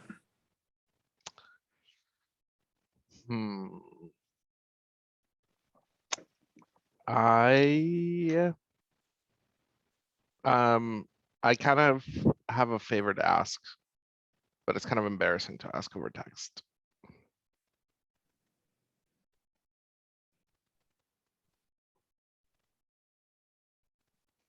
And then it goes empty. you just see Drowned Rat is typing, and it pops up over and over again. Okay, no. Okay. When would you want to meet? Maybe. Let's meet over lunch. My treat. And I think maybe our school has like one of those long lunches where we can even like get off. Open lunch or anything like that, or? Yeah, would that be okay with you, Michael? If our school has like, Yeah. Yeah, 60, 90-minute lunches, we can like leave campus and like, cool. Yeah. So you guys, the bell has rung. You guys have started school. About 10 minutes before the lunch period, the secretary gets onto the announcer into one classroom, which I would say maybe Kat is in. And the how they can like directly go into classes sometimes. I don't know if you guys have that at yours. My school, like the secretary could directly go into like announce directly into one classroom, be like, Mrs. Gonzalez, or like Mrs. Whoever. Yes. It's like a speaker system. And so that happens in this classroom. And the secretary goes, Cynthia, please report to the office. And Cynthia's like looking around, like, and she takes a deep breath and gets up and starts going, and goes to the office in about 10 minutes. And I guess, Kat, is there anything? Are you going to do anything, or are you just going to stay in class? Or I mean, she's just being called down to the office. So.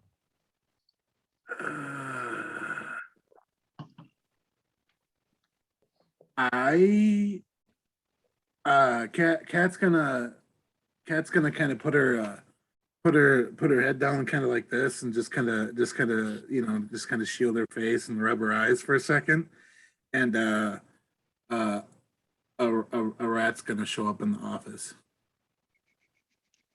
Okay. And so do you have like telekinetic, like where you can hear what they're and see what they're saying and doing, or are the issue is that rat just kind of more or less there as like if something happens they will come to you then? Or maybe that rat is there as like kind of somewhat of a protection? I I would say like it's kind of both, but in this case, since I'm like in the middle of class, I can't be zoned out rat mode right now. So it's just kind of Right. watching. Yeah. From Okay, what- so this rat is just kind of escorting. yeah. Yeah. Okay. And Cynthia sees the rat and kind of gives a smile, even though she doesn't necessarily like it. Kind of like makes her somewhat like she recognizes that someone is there, so she kind of gives a smile. We then cut to the lunch bell rings, and it sounds like Drowned Rat and Keiko are going to be going off on their own here in a minute. However, James, we're going to cut over to James, and James is putting your things in your locker and whatnot. You're coming down the hall, and you see Cynthia sobbing as she comes heading towards you down the hall. So I look at Cynthia, I'm like, what's going on? And I like do that friendly like arm around kind of thing. Like, what's going on? Like, come here. And she's like having a hard time composing herself, and she's like, my dad didn't show up to work today. I told you. Knew something bad was gonna happen. I'm gonna find this tiger claw and I'm gonna make him pay. like, how do you? Well, like I say, hold up here. How do you know? He didn't show up to work today? Like, how do you find out? I just came from the office. There was a police officer there, and they told me. My mom filed a missing persons report. Oh boy. I say, okay, hold on. Let me text the group. So text everybody. Group text. Boom. Send. I think you just get some bubbles and then a reply from Alina that like, oh no, nobody's gonna clue game us and like on my way or something like that. We've spent too many sleepless nights for this to happen now. So I tell Cynthia like, hey, are we gonna do this or are we not gonna do this? Well, I don't know what to do right now. I'm scared. My mom, I don't even know where my mom is at this point. I just know that I just talked to her on the phone when I was in the office. So I know she's alive at least and she's around, but I don't know where she is. And then at this point, as she's talking, the principal rounds the corner and kind of sees that she's still in the building, and she starts kind of approaching you guys. The principal approaches us. The principal is approaching. Well, you say that she's still in the building. Is that like a bad thing or a good thing in the sense of like? Well, I mean that she's just told that her father went missing, and she went off from the office, and you don't know why. She might have stormed out. She might have been told like, you need to go meet your mom, you need to leave, and here she is now, not hanging out with someone in the hallway at this point after her dad. If she's upset, but maybe an adult checking in. I see more. I need more of a premise. Okay. Right. The fact is she's in the hallway and she's walking towards Cynthia at this point while you guys are having a personal conversation. Well, I'm trying to console her right now and then just trying to see what we can do. Then I'm gonna let the principal approach unless Cynthia I look at Cynthia and kind of get like Like, And don't get any she's vibes not from her. really, yeah, I would say she's not really giving any vibes. I think her focus is very much on her dad, and she's not really Okay, that, so and the principal doesn't seem like that big of a deal to her. so I'm not gonna prevent the principal coming up in any way. I'm just gonna let it naturally. And the principal comes up and she goes, Miss Cynthia, Mr. Ricard, Principal. Cynthia, again, I imagine that a lot is, and she's kind of like almost on eggshells because she's not sure, like she can't just tell another student, but she's being very respectful for what's going on. And she said, if you need anything, just we're here for you. I do have a can I, since I'm me and Cynthia, we're really good friends and I really want to help her right now. Is it okay if we just kind of, can I just like take her home right now? Just make sure, just give her some, so she can be with her mom right now until we can figure this out, but just make sure that she's, she's taken care of on the way back. Can I escort her back to her home? Mr. Ricard, it is our lunch period right now. And for the last I checked, it is an open lunch. So sounds good. Okay. You can do the next hour is yours, although I do expect, James, that you be in your seat when the bell rings.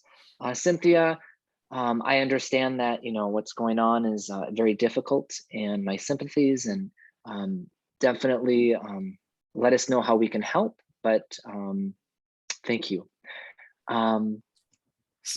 And Mr. Ricard, at one later time, I do need to see you in my office, maybe later on this afternoon or whenever you get back. Thank you. And then she turns and walks away.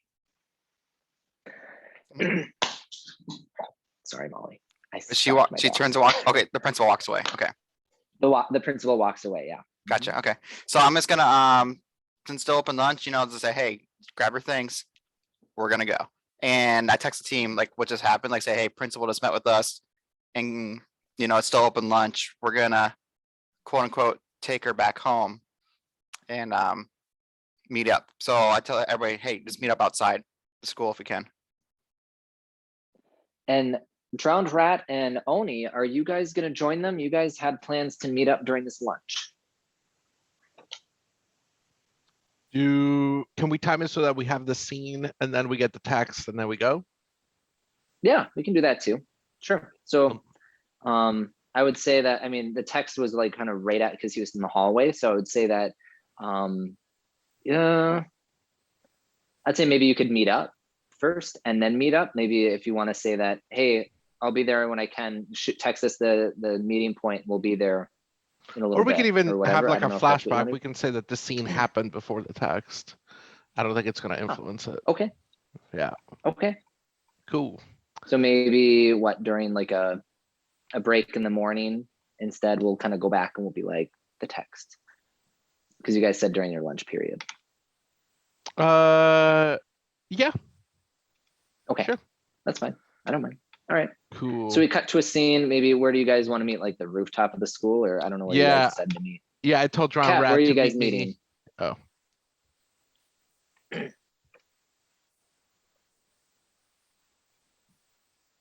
Where did you say to meet? Oh, Cat's doing. Yeah, okay, we'll meet on the rooftop. Rooftop is good. Cool. So you guys meet up there. It's a beautiful day in Halcyon City.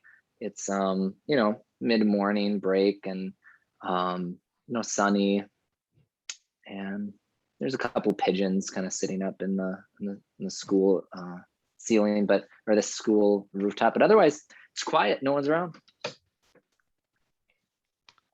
Cool. I bring Kat's favorite. And if I don't already know it, I asked, or I bring Drowned Rat's favorite because I don't know it's Kat. Yeah, you get up to the rooftop, and there's no one there, and then like after a minute or two, the mist comes up along the side of the building and in front of you, and then it's Drowned Rat. Oh, such a big entrance. I brought you your favorite. Can we sit over there? I'd like that shot where like we're both like sitting over the edge of the building, you know, like superheroes do when they're hanging out on the rooftop. Legs dangling off the side. Yeah, legs dangling off the side. I you know, I never had a chance to kind of debrief about us, like that whole thing with Cynthia. That was really cool. You know, I don't think I tell you all enough that I just think we work really well together. Well, I definitely agree, and there was some stuff going on with you and your sister. Yeah, that What was that? Alina and I have a complicated relationship. I think that maybe I'm starting to realize that there's a lot of people in my life, but not very many people know me. And I think the fact that Alina might be the only one who really truly knows me, maybe I'm starting to realize that that puts a lot of weight on her. I'm trying to maybe spread that out, which is why I asked you to lunch today. And Keiko is going to open up her backpack and she's going to take out her yearbook from last year. And I think if you open it up and leaf through it, you're going to see that it's empty. Cat. Yeah. And so she just takes it and flips through, and there's nothing in here. Yeah, I didn't want anybody to sign it. And I'm trying to figure out why. But before I do that, I figured I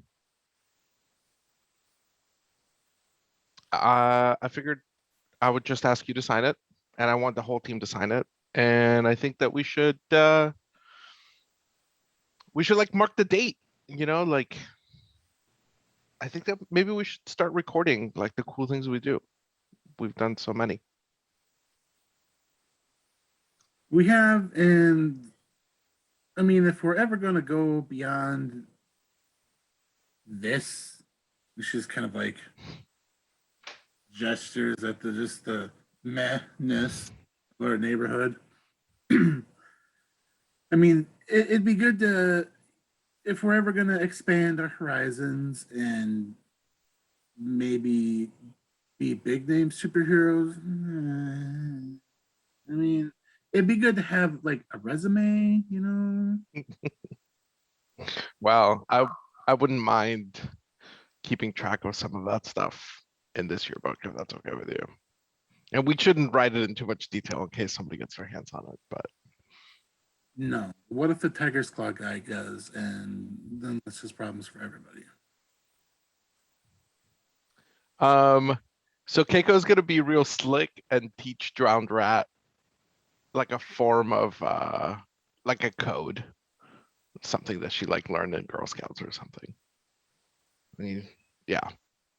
I think she's trying to have a moment. I'm actually trying to trigger like celebrate a past win. That's not the team move. I'm trying to share a moment. I guess I'm actually sharing a moment of vulnerability, and I'm sharing a triumphant celebration.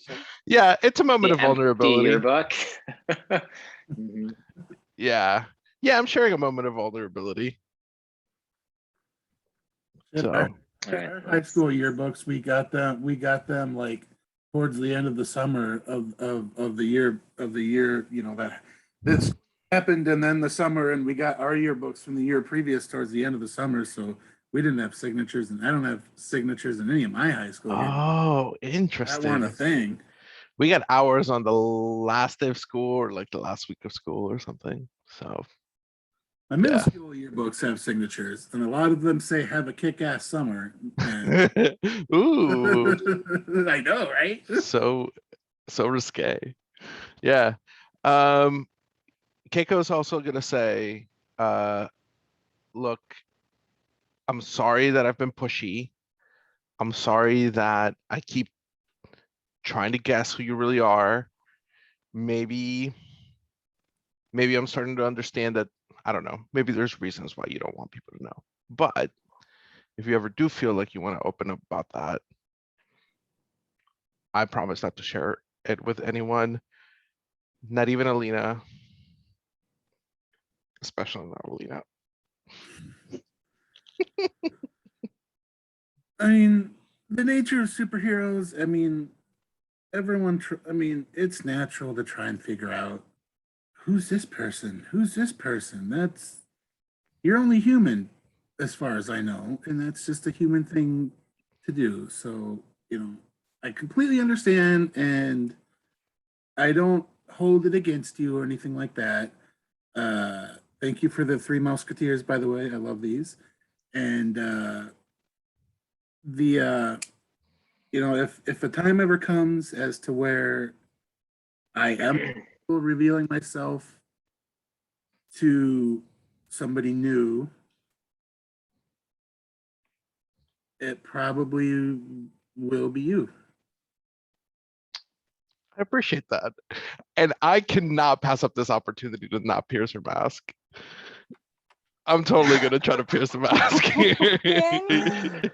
Dang, she's going for it. All I right. am. I'm going Can for you it. do that All with right, the so Janice and have an involuntary identity reveal? No, Uh, but I might be able to ask her, how could I get your character to want to reveal? But that seems so manipulative. So I don't know if I'll ask that. I just want to trigger a move because I Yeah. just like rolling. No, I mean, well, you have to trigger the move first. I mean, if you're wanting to pierce the mask, you have to say or do something in order to Indeed. trigger it, and I don't see you doing that I quite read yet. the move. Really quick though, before we move on to that though, because you guys were vulnerable, and because you're one of your your team moves when you share when you're vulnerable, or when you share a vulnerability or weakness with someone, ask them to or if they comfort or deny that. If they comfort it, mark potential and give influence over you. If you deny it, mark angry and shift up one label. So I'm triggering a different move. Is that how that works? No, there's a move Well, that I know have now. Oh, I'm sorry. Go ahead. No, I have one move in my playbook, which is when one of you, meaning either myself or Alina, shares a moment of vulnerability without the other You're present. separate, right? Yeah, right. Okay. Yep. So I mark a condition and then I get a potential. Yes. Okay. Yes. So I just wanted to make sure that we're doing that. Sorry. And I guess I'm sorry. I read them both and I realized too that like yours is without, and that's like the reason for it. Cool. And then I'll mark a condition. I will mark insecure because this is a lot of feeling sharing. Cool. All right. And then I will also try to pierce the mask. Now, I read the move beforehand, and really to trigger pierce the mask, all I have to do is really just study her with my eyeballs and or attune myself to the words that she's saying and how she's saying it. It's really that simple. Okay. Go ahead. So attune your eyes then to her. I just really what triggers the move is I just listen. I become a good listener for a moment. Yeah. Okay. All right, let's do this. So and then it's plus we are so for pierce the mask, when you pierce the mask, someone's mask, to see the person beneath, roll plus mundane. On a 10 plus, ask mundane. 3. On a 7 to 9, ask 1. Plus mundane. And then do I have influence? I don't have influence over. I don't have influence over cat. Okay. All right, let's do this. Mundane. My mundane is 1. My mundane is 1. Let's see what happens here. Oh, I don't 7. have the thing up, so 7. Whew. 7. All right, so not a fail.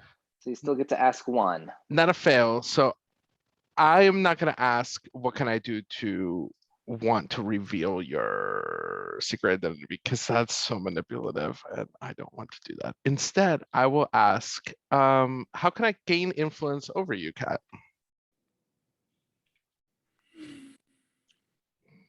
I think Keiko legitimately wants Kat to like open up and like her as a person. You mean John Rat? Sorry, drowned rat, right? Because I don't know his Cat.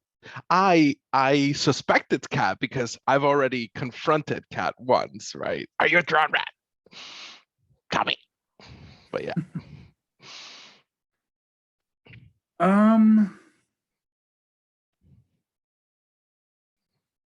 He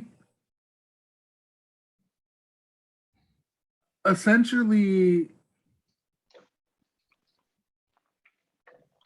keep what you're doing now instead of the crazy ass fighting the team, stealing the mask, making it look like you're going to be a huge risk. Like, so maybe be more agreeable and maybe stop being so yeah, what's the word I'm more looking of for? a more of a team player, Yeah, type of type of deal, and instead of mine, nah. yeah, maybe argumentative and quarrelsome, disputatious. Yep, got it. Okay, cool. Yeah, all right. I think Keiko's not smarter than the average bear. Like, she should have picked that up and then not say anything, but Keiko will say like, you know, I know that what I did with Alina maybe was out of turn, but you don't have her as a sister, okay? You don't know, but I will try to stop it. I think like she starts ranting like, to what does drowned rat's like outfit look like? It's a she's got a it's like Rat mask. almost like brown coveralls type of thing, like the Ghostbusters wear to essentially just hide her general form and stuff. Uh-huh. And then she's got the mask with the rat fur and the rat tails and stuff. Okay, so it's a sort of thing that like, it's like one of these numbers, right? Yeah, Like yeah. I could still see the rest of it. Okay, cool. All right. Yeah, I think Keiko will start like rambling and be like, I shouldn't have done that. But she's so annoying. If she was your sister, you would understand. But I know I was out of turn, but she makes me so mad. And I think that like we can end the scene there. And and genre would be like, yeah, but you just gotta remember, even though she's your sister, and the bad guy of that time was also there, and you did that crap in front of a potential foe, maybe in the future, and you don't want to present like schisms to people that we don't want to know, in our team to others, because that could be exploited and cause problems in the future. So just fight at home, not on hero shit. This rocks me a little bit. I think this triggers take a powerful blow. Like for a perfectionist like Keiko.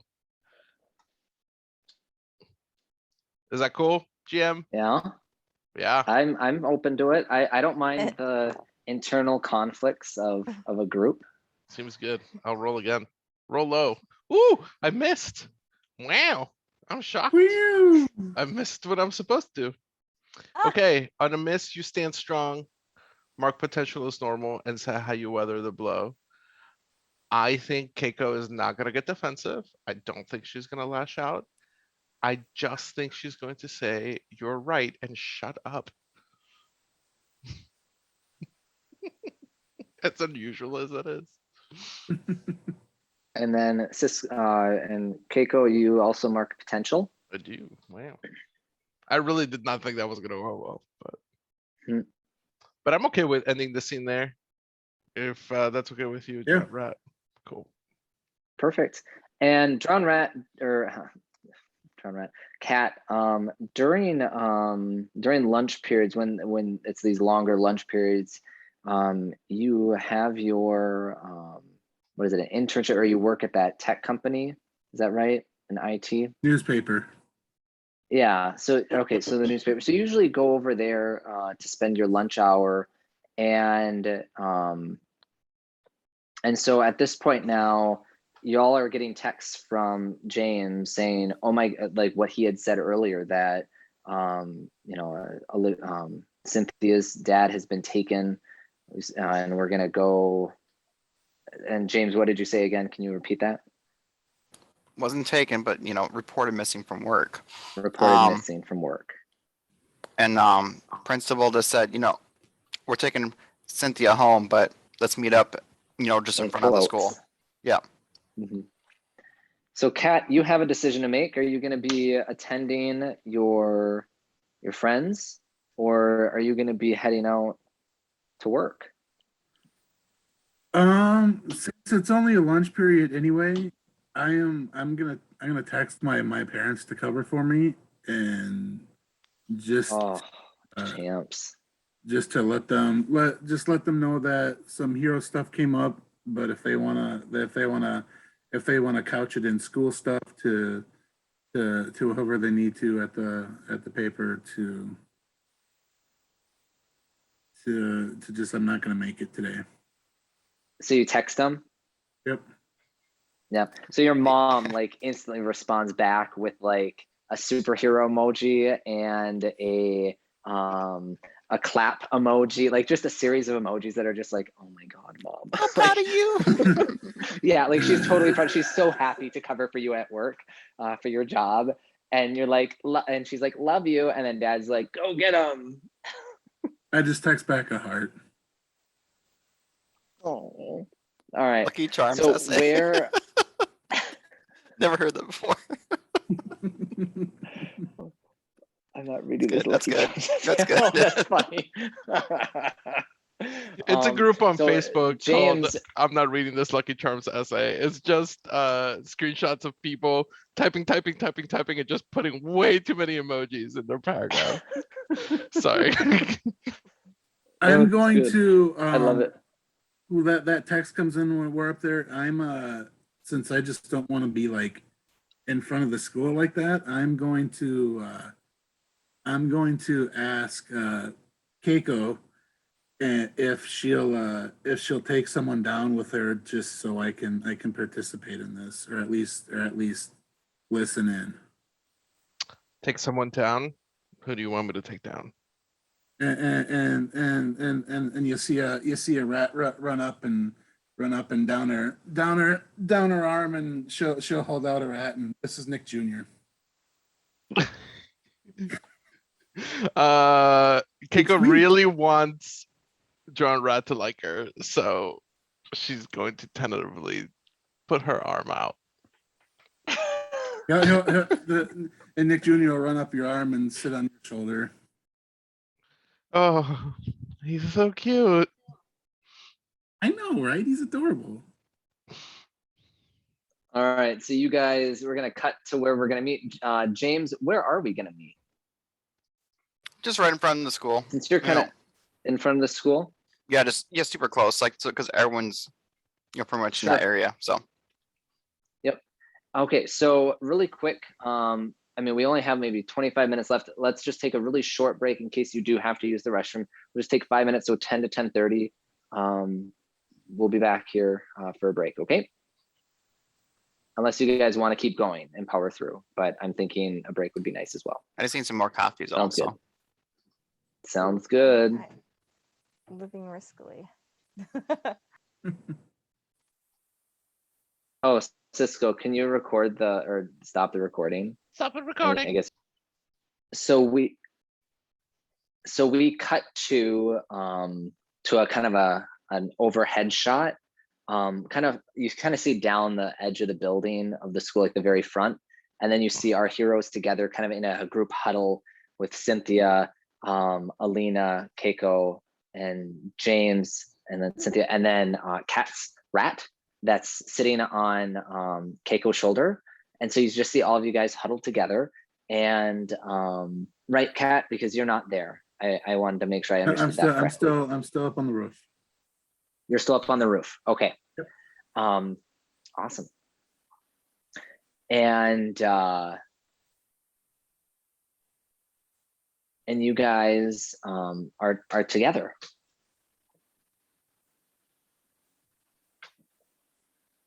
Let's role play this out. So like tell Cynthia, hey, give us a quick rundown, 30 seconds, whatever it takes. Tell us what's happening. And Okay, what do you think the best course of action we should do from here? And Cynthia, it just kind of takes a deep breath, like just trying to remain calm.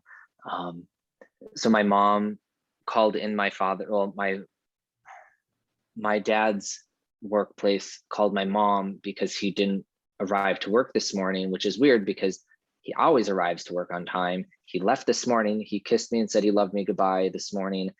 And now that might be the last time I ever hear from my father again. And so she starts kind of running on a tangent at that point. And then she then states like she knows that that something happened. Okay. And at this point, you know, at that moment, then her phone rings, and it's a text message, and it is her father sitting in a chair blindfolded with the day's paper next to him. And the text message just reads, "This is what happens when you try to cross me."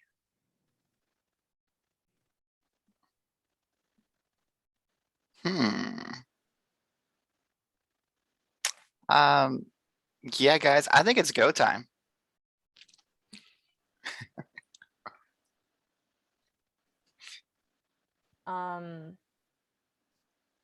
Squeak, squeak.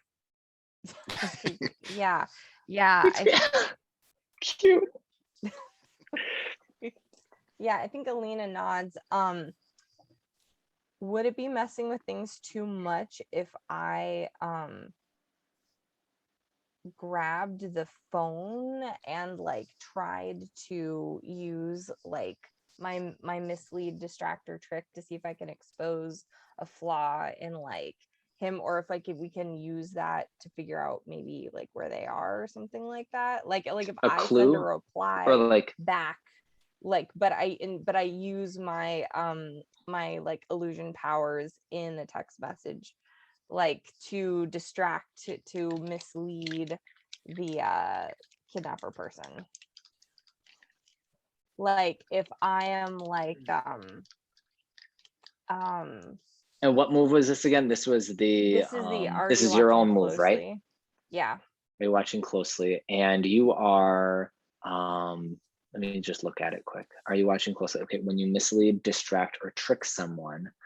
So you want to actually try to communicate back. Well, I guess what are you communicating back with? Let's start there. I think that that is such a good idea. Kat, actually, I was fully gonna just straight up pull a new phone, who this, and just be like, sorry, you have the wrong number. Like just like, who, what? Which I'm sure that they have a way, but like betting on the chance that maybe they don't have tracking or something on it, and like you just had to punch a number into it. I'm gonna say that doesn't that doesn't I'm gonna say you don't have to roll on that. Their response, it's another photo, and it's actually a photo, a picture of Keiko and Elena's, your guys's parents' dojo, with you two walking out of it. And the response underneath that is, do I really have the wrong number? Question mark, question mark, question mark. We've been found out. So I then think I just. Oh yeah, go ahead. we can also, because we can go back to our illusion, Kiko, and we can like basically find a way to create the mask and take a picture of, hey, we're gonna destroy it here. We also have something you want. Okay. Like, is that it? It Do we wanna- sounds do- like do- you guys are trying to it sounds like, and you guys are texting fast here. You guys are like passing the phone back and forth. Like it sounds like you guys It's like, what are the heck? wanting to provoke someone. Would that seem reasonable? And it sounds like maybe James was the one who provoked that one, unless someone else Yeah. wants to Yeah, have. I think It's so Alina's when you provoke someone susceptible to your words, say what you're doing to get them to do and roll superior. For NPCs on a +10, they rise to the bait and do what you want. On a 7 to 9, they can instead choose 1. Which is they stumble, well, and we'll make it real to the fiction, but so I guess James, and I guess whoever wants to take it, I mean, if you have a good superior I mean, I have a or +2. not. Okay. May I suggest that this is a good time for us to be in group mode, and now we all add team to the pool as a group?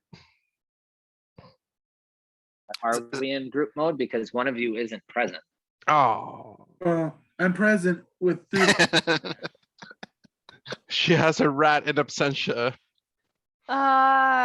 Do we take proxies? Do we count rats as proxies? Can we use team? Oh, is this on whether or not you can use team? Whether or not we build Yeah, the because team when you get pool. together, you build a team. Yeah. Oh. I think I'm gonna say in this we case, look at the rat. I'm gonna and- say no, since you guys aren't technically together. Even though you have a rat Oh. proxy, I would say that because there's still that that division within the team of everyone else kind of knowing each other's mundane self, their actual self, and no one knowing Drowned Rat's identity, that's keeping you guys from coming together as a team right now. That makes sense. Ooh, So okay. James, go ahead and roll. You're gonna do plus superior. Is superior? Or is it savior? Yes. Superior. Oh, that This is- changes Provoke someone. This changes Does everything. that change things? Do we need someone else to roll? changed everything. Yeah. Are you -2 on superior? No, I mean I'm 0. So Oh, you're Yeah, flat. I'm flat on superior. right I'll now. roll. I have a superior of 3. I think that Yikes. I think that James has the idea. I think James takes the picture, but I follow up with the text like, "Stop playing, mother effer! Give us what we want, or the mask gets like- it." All right, let's provoke this guy. like a one, one's like, well. This could go really bad. Like if I we know. miss here, this is gonna be Cynthia's dad Yeah, at parents risk. and like our parents maybe or stuff. I don't know. I'm ready to just go find them somehow. I got a 12, you guys. You Shut up. Yeah, I got a 12. Oh, okay. So again, when you are on a +10, they rise to the bait and do what you want. Yeah, I haven't so- said really what Yeah. did we say what we wanted or no? Okay. I think what we want is we want to make an exchange. You guys, I'm checking in with you. We want to make an exchange, but we really don't negotiate with bad guys. Okay, but what? Just kidding. I was Are gonna we- say I didn't we're know not if the we were giving them. I Are we think giving the mask back? no, didn't- I think we set up an exchange, but then because we're a bunch of dang teenagers who think they know better, we think we're slick, and Keiko is gonna be like, but Fake then we mask. figure out a way to take the adults back and keep the mask. Because let's be serious, if we were in a comic book, that's exactly what the next Yeah. scene would be, right? So Sounds great. we can definitely go Sounds with solid. we could definitely go with the like the whole idea of we want to do an exchange, quote unquote, but they don't know that. They're like, we'll exchange. Mm-hmm. Yeah, they don't Yeah. see the quotes. Are we good at It's that as so- a team? So it sounds like, so just to kind of clarify, Keiko, you grab the phone and you're like, you do anything we don't want, or whatever. Can you just repeat what you kind of, the text that you say for that one? What do you say to provoke him? I Them? think I say like, do what we want, or The mask. the gets mask it. gets it. And I think we get a text back saying like, I'm listening, what are your demands? And then that's when I say like, Okay. you leave our parents alone, you leave the adults alone, and you get your mask, and we go our separate ways. And In a there's just place like, in a place of our choosing. Mhm. So it will be at the guys, where do we want to set this up? At the docks, at the old car trash compactor place. Alina, Can we do it on like the alley between? Is there an alley by our parents' dojo? Or something like that, or is that too close to something that we know? Yeah, I mean, that's an option, but I'm trying to think of places where like we could hide, where we can hide rats, where like maybe one of us can hide. Mm. Local abandoned factory. Local abandoned warehouse I was like it. another choice. I All right, like it. cool. All right, meet at all right, Fish But- Eye. They got- Fish Eye's old abandoned warehouse. This is a gone out of business, like fish tuna business or something. Tuna canning, a tuna Mhm. canning. Yeah, the tuna canning warehouse or factory or all whatever. right. So you send that text and there's like the ... that they're responding. And then they say, how far away is this from me? Are we ditching school, you guys? Wait, Uh, is this happening? Is this to happening We're now or is school, this happening right? We are- later? Is this happening now or later? Because he might, I mean, I guess my initial response was gonna be, I'm heading there now, or do we want to do it later on and then, you know what, we can always cut to it. I forget that we can cut to it. So Yeah. and then so he'll say tonight at 10 o'clock. I'm kind or of cool whatever. with having the Oh. scene. I mean, do we want to have scenes in between? I think I'm cool with just this being our next scene. Yeah, I'm fine with that too. So does Cynthia tell her, what about her mom then? Does our parents know about Cynthia being, superpowers? So then Nope, they what don't. does Cynthia tell her mom then? During this time? Any excuse. She'll even say, I'll tell my mom that I'm working late on the yearbook. She'll You're buy working it. late But on the yearbook. her dad's missing though. She's Surely- got to distract herself. Everyone deals in grief in their own way. She cries in her room. James, if anything, I'll just say I'm hanging out with you. Wink. And she'll give you like a little. I'll be like, unless your mom is super liberal, maybe you should say that you're sleeping over mine and Slumber party. Alina is like, Keiko, other people's parents are like way cooler than ours. Alina, I don't think it's appropriate for her to be You know sleeping what? over a boy's house. On a Fine. weekday. Whatever. Big Fine, Junior Mom. just shakes his I'm head. going over. A group of us are gonna be hanging out at Alina and Keiko's place. James will be there for a bit, but then he'll leave and it'll just be us girls, okay? Gosh. And then done. Discussion done. She's like, okay, honey, I know you need your support and whatnot, and I love you. Just stay safe. We'll find your dad. Don't worry. Yada yada. And then we cut then to the abandoned factory, and it's like dark and dingy, and it's just a wide shot, and it's our 5 heroes standing out there, and the wind is blowing, and there's some trash blowing by as well. And if you're wearing any kind of cape or loose clothing, that's kind of blowing in the wind slightly. And yeah, I had some like setup questions beforehand. Like, do we have the mask Yes. on us right now? Is do we have like a back, you know, it's same bag, but it's something completely different in there. Yeah, Do we I'm try- totally down to pull out a fake mask if need be. Boy, you guys are playing with the parents on this one. So we Ooh. had set up that Alina was going to like help me find the person that the mask was attuned to. Did we just completely blow through that for a Well, week? I Or think this is part of like So this is turning the up. so you guys went really quick, just as far as timeline goes. Friday was the night that the principal's office was ransacked and you guys helped. And this is the following Monday. So this is like Monday night after the fact.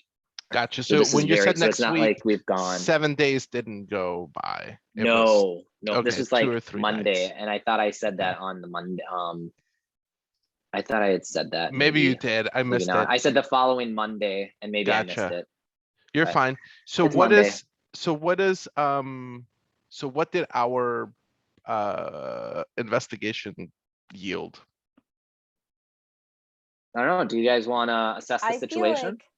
I feel like this is part of it though, like turning up in the same place with the mask and the tiger's claw is we're gonna see what its reaction is to him.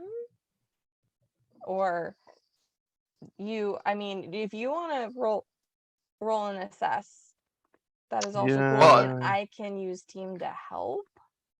Well, it's like assess the situation beforehand. Yeah, right? kind of like a you know what? Let's just say for plot's sakes that our investigation has yielded nothing so far.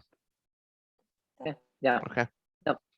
Cool. And you guys go in and you guys are all coming together as a team, I'm assuming. And so I will add 1 into the team pool. And you guys walk in. Do you guys just walk in the front door? Oh, Where are you guys walking into? that's folly. Okay. We can jump through the ceiling. What else? I think Yeah. that's I send a rat in just to see if there's anybody in there first. yes. Mm. That's the thing. And the We need rat, to stake the it rat out. senses nothing. There's no presence in there Well, at this time. this would actually probably trigger assess a situation. Okay. For the rat, sorry, then I just spoke too soon. Are- We're gonna rewind that, assess the situation. So getting Kat, that why don't you go ahead information, and though, roll? is Keiko gonna assess this? Oh, the rat would trigger. Right. It would be drowned rat would be assessing the situation. Hey, we have yeah. team. So when Oh. you assess the situation, roll superior on a 10 plus, ask 2, on a 7 to 9, ask 1. 7. Nice. And just because a rat didn't sense anything doesn't mean that there is something not there. I mean, Well, can put there's that- nothing out of the ordinary, I would say. Well, I guess you get to ask 1 and you get to find out. mhm. So we have Michael, this is where you ask questions and you build a team pool, right? Because we're about to meet up a foe. But we haven't gone into battle against the dangerous foe yet. 'Cause we Okay. haven't seen Yeah, I anybody. guess. Yeah. Okay. So, drowned rat. What was? Oh, you got a 7, right? So then you get to answer one of the Yeah. following. What here can I use to blank? What here is the biggest threat? What here is the greatest danger? Who here is most vulnerable to me? And how could we best end this quickly? Let's do that first one. What here can I use to basically give us an advantage in any kind of fight that might happen?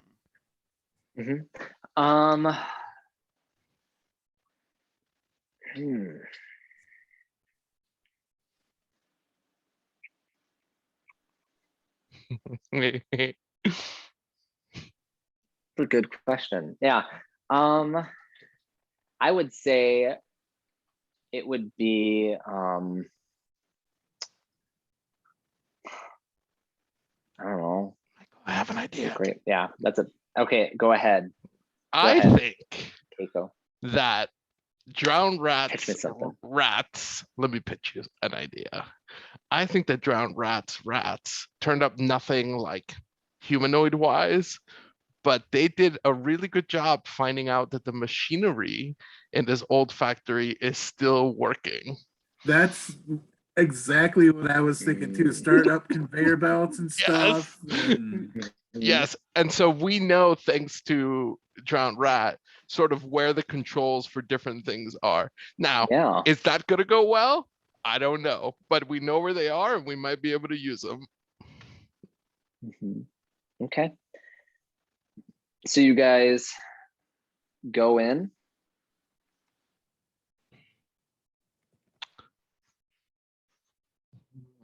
I mean, your villain hasn't made an appearance yet. So Okay. Is there on the roof? Is there a way I can climb up on the side of the building and see in the roof if there's like any holes or anything like that? Like a broken windows on the top So- of it? so you want to separate from your team right now? Not separate. Like, is it really separating though? Yeah, I think we should take this 2x2, maybe 2 on the roof and 2 Or- below. Or I can go 3 on inside. the floor. Because here's the thing, I have bow and trick arrows. I want to get ready. You want to be up, perched up high. Okay. Yeah, so I can go in the factory too and just wait like on top of like a corner somewhere hiding out kind of thing too. Mhm. If you don't want to like put me on the roof kind of thing, so. No, that works. You can go on the roof. I can go up with him too. So, all right. Awesome. So you guys, Drowned Rat and Super Rick, they go up to the roof. Drowned Rat, I imagine you're gonna mist on up, and But before I whoosh Super off, I'll look at the twins. No fighting. And that's when Drowned Yes. Rat became the mom of the group. And then I'm guessing Cynthia's hanging out with y'all down there. Mhm. Yep, she has her amulet on. She has an And amulet? well, like the amulet, the bracelet Oh, the thing. bracelet thing. Okay. The yeah, bracelet yeah. thing. Yeah, amulet. Isn't that an amulet? Is that not an I guess amulet? I Or thought no? of just like a Bracelet. thing on a neck, but yeah, no. Didn't one of you take Um, that bracelet from her at one point? Y'all didn't. We Not that I didn't take it recall. off of her. I think she had it off. It She was kinda gave up. vibrating. No, she needs Yeah, a way she to defend gave up, you herself. guys. I think, yeah. Oh, I she think did give it up? that- Is that what No. we're saying? No. That she did give it up? No. No, I she don't- gave up. She gave up the fight, but she was never disarmed. Oh, gotcha. Yeah, Okay, no, okay. she has it. She has it. Yep. You Yeah, because disarmed her soul. Night Fox tripped her and she blasted, and then she got covered in rats, and then was like, Okay, that's what it was. Mhm. yeah. Yeah. The bracelet vibrated with the mask stuff happening though, but it must have been on her. I think Alina just kind of like steps a little bit, like not in front of her, but kind of like has it like, I can cover us if we got to go in quietly, you know, with like this idea that she can maybe like illusion us to look like the back of the wall or Mhm. something like that if we want to sneak in. Okay. I think Keiko's I gonna would- turn I mean, to. are you a- going to want to do that, Alina? I think Keiko's Go gonna ahead, stop her Keiko. before she Okay. triggers that. Yeah, she's gonna say, "Hey, look at me and tell me you got my back." And she just kind of like smiles and says like I got your back, Keiko. Okay, that's our parents in there, and I'm just nervous. Yeah, I think she probably like hold her hand out in some kind of like as a gesture for some like complicated little like handshake thing we have. Because of course we have a complicated little weird handshake thing. Of course, I like the idea that maybe we haven't done it in a really long time, because since before we were teenagers, where like we got too cool to do it, right? Yeah, like Um, we used to do it before competitions or something like that. Oh, I love that. Like in our little like but yellow belt you know outfits. I love that. That's awesome. I think this counts as comfort and support, Michael. Oh, Okay. are So you on Rose? a comfort and support, No, I'm hoping you like this is I making will- Keiko feel comforted and Yeah. supported. If that's because that sounds Yeah. what you're trying to do. Yeah. Yeah. Absolutely. So when you comfort or support someone, roll plus mundane on a hit. They hear you. They mark potential, clear condition, or shift labels if they open up to you. That is a 7 + 2, so that is a 9. 9. Ah, You have influence If- over me. I do. I You guess. do. Ah, I think yeah. so. Yeah, and I didn't burn it to do anything. I took a condition. for Yeah, a, you have influence over Yep. me. Awesome. So that's a 10. All Well, that right. means I can So on clear a 10, condition too. Oh wait. on a 10, you also add team to the pool, or clear a condition on yourself. I would, but I will So clear wait, a hold condition on. on myself because I have afraid, which affects my danger, and I don't want that to happen. Okay. Hey, Molly. All right. So you guys are in your respective spots. Super Rick Hold is on. up on I the have roof. to He's. I have to open up to Alina. Oh, Oh, I'm right. sorry. That's okay. I'm Oh. jumping the gun. I'm just so excited. I know you're excited, but it might be a good idea to leave this as a cliffhanger because it is already midnight Oh, for your it's going FYI. to. Yeah. But I think I'm gonna turn to Alina and say, like, I thought that you forgot this. You told me it And- was stupid. And I think she just kind of like when there's the part of it where you pull it in and she's like, it is, but sometimes it's okay to be stupid. She's just like don't let me make you think that this isn't stupid because it is. There's like some part where we jazz hands. I think she's gonna like close her eyes and be like, I'm not saying that I cried all night when you said that, but I totally cried all night when you said that. Oh. Maybe I'll just go home after this and cry all night now. That's said in jest. And I think that's cool Okay. if we ended there. Okay. All right, cool. Okay, so just to be clear, you guys, are you in the building now? I think Yes, Yeah, we're in. unless Alina I and need- I want to create. Do we want to create some mist as we approach the building? Because we can create illusions. I would love to make a little cover. Yeah. As we all have -1 freak to unleashing our powers. I'll say for that because it's just mist and it's just and it's the two of you even working together. Like both of you are doing illusions together. I'm gonna say that doesn't unleash your powers because in order for that to be, it would have to be that you're really going overboard on it. And this is mist. I mean, it's not that Okay. huge. Like if you guys were gonna create something solid, like really big in front of you, I'd say maybe, but for this we'll say no. And you guys are in position. You guys have approached the inside of the building, and yeah, you look around. It seems empty, and you hear a voice just echoing from around the room that that says, "Ah, Olivia, instead of 1 mask, you bring me 3." And immediately this guy jumps out in front of you, and that's where we cut. I want to shoot arrows. I want to shoot him in the You're face. cutting there. You can't shoot him in the face yet. You have to wait a week. You have to wait until So- next week. Till next time. Till next time. That's awesome. How does this work for like we don't have like health bars or anything like that in this? Yeah. How does that work? Stuff like this. No.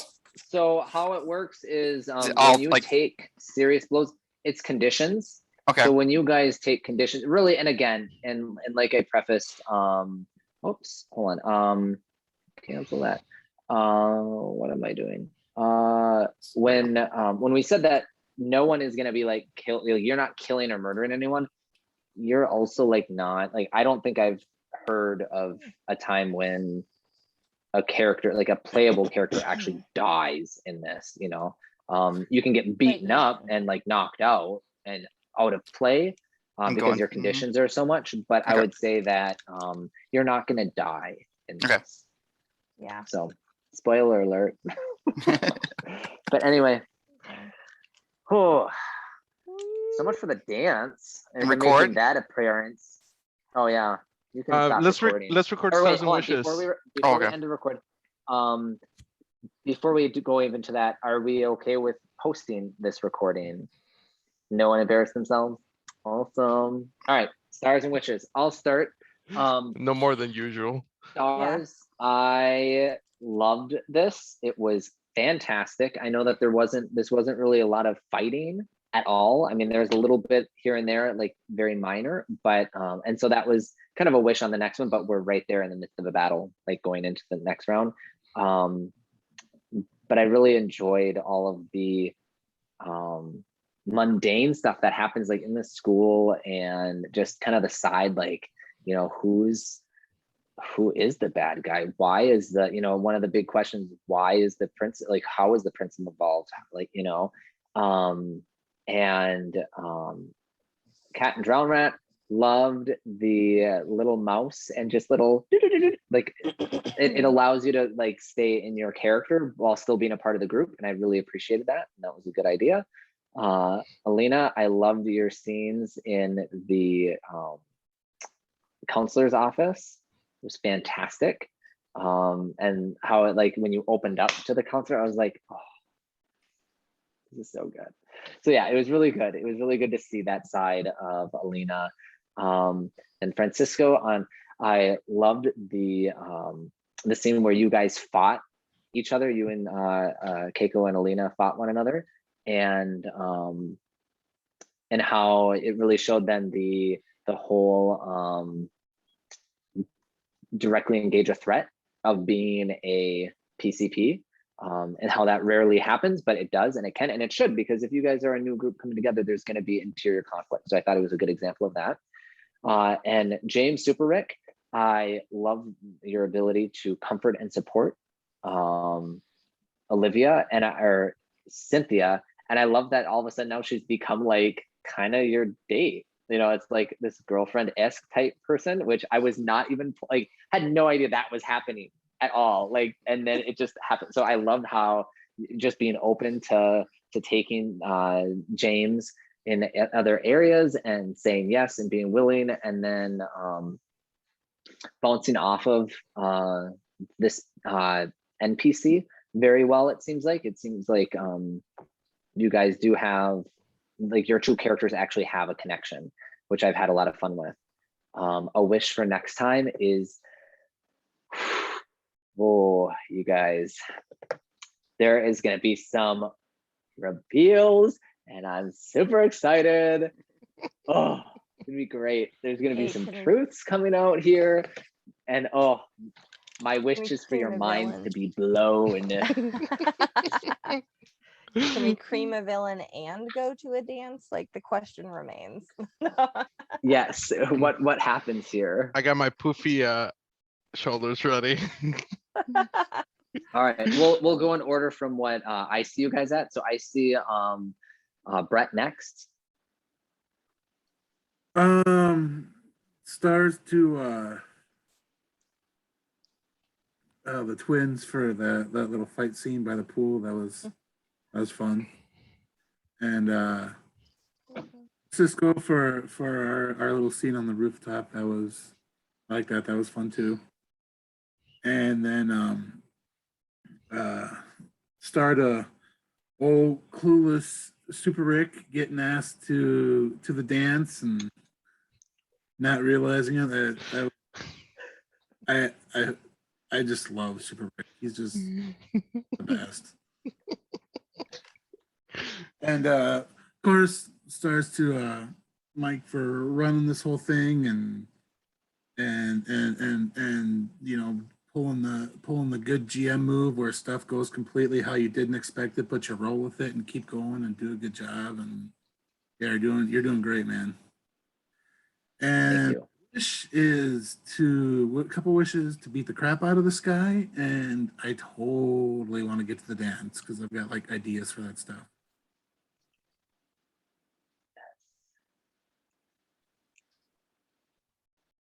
Awesome. And then next on when I'm looking at things, I have Danny is up next.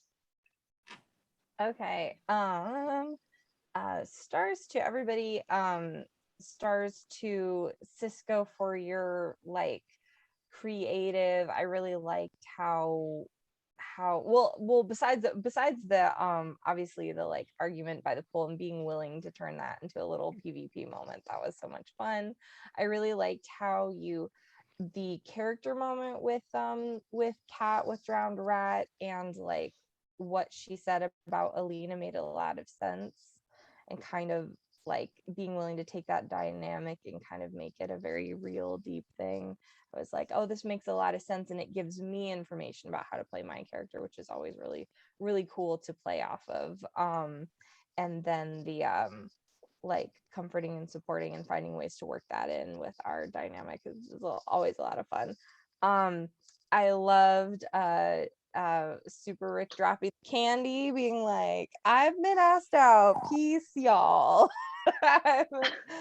just like but how he's just really like willing to like ask good questions and make sure that things are happening, even as the rest of us are like, you know, interpersonal drama all over the place. And then Super Rick is like, that's wonderful. Okay, so the clue guys that we need to be following.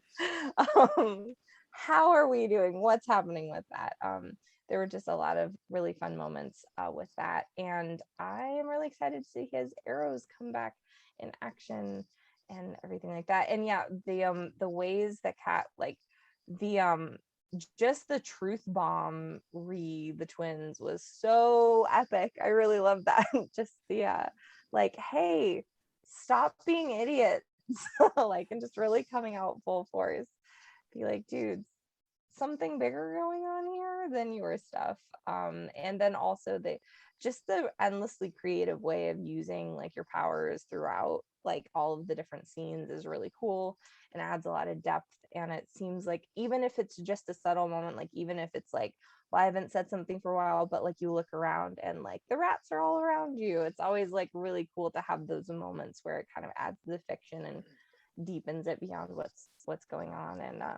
And yeah, for Michael, for like deepening NPCs on the fly, giving us really cool things to like push against, threatening parents, giving us real stakes, adjusting labels, you know, all of this stuff, and putting up with everybody being like, oh, you thought you had a plan? We decided we were gonna do a thing. Can we do a thing? Like just truly epic levels of like nonsense being pulled. So thank you so much for rolling with it. And also like I only ever did a one shot, and I feel like keeping threads over more than one session is a talent. So I think you're doing a great job keeping things alive and pushing narratives in different directions. And I really enjoyed the talk with Professor Gonzalez too. I thought that was like where he's like really like, are you okay? Like genuinely diffusing teenage angst.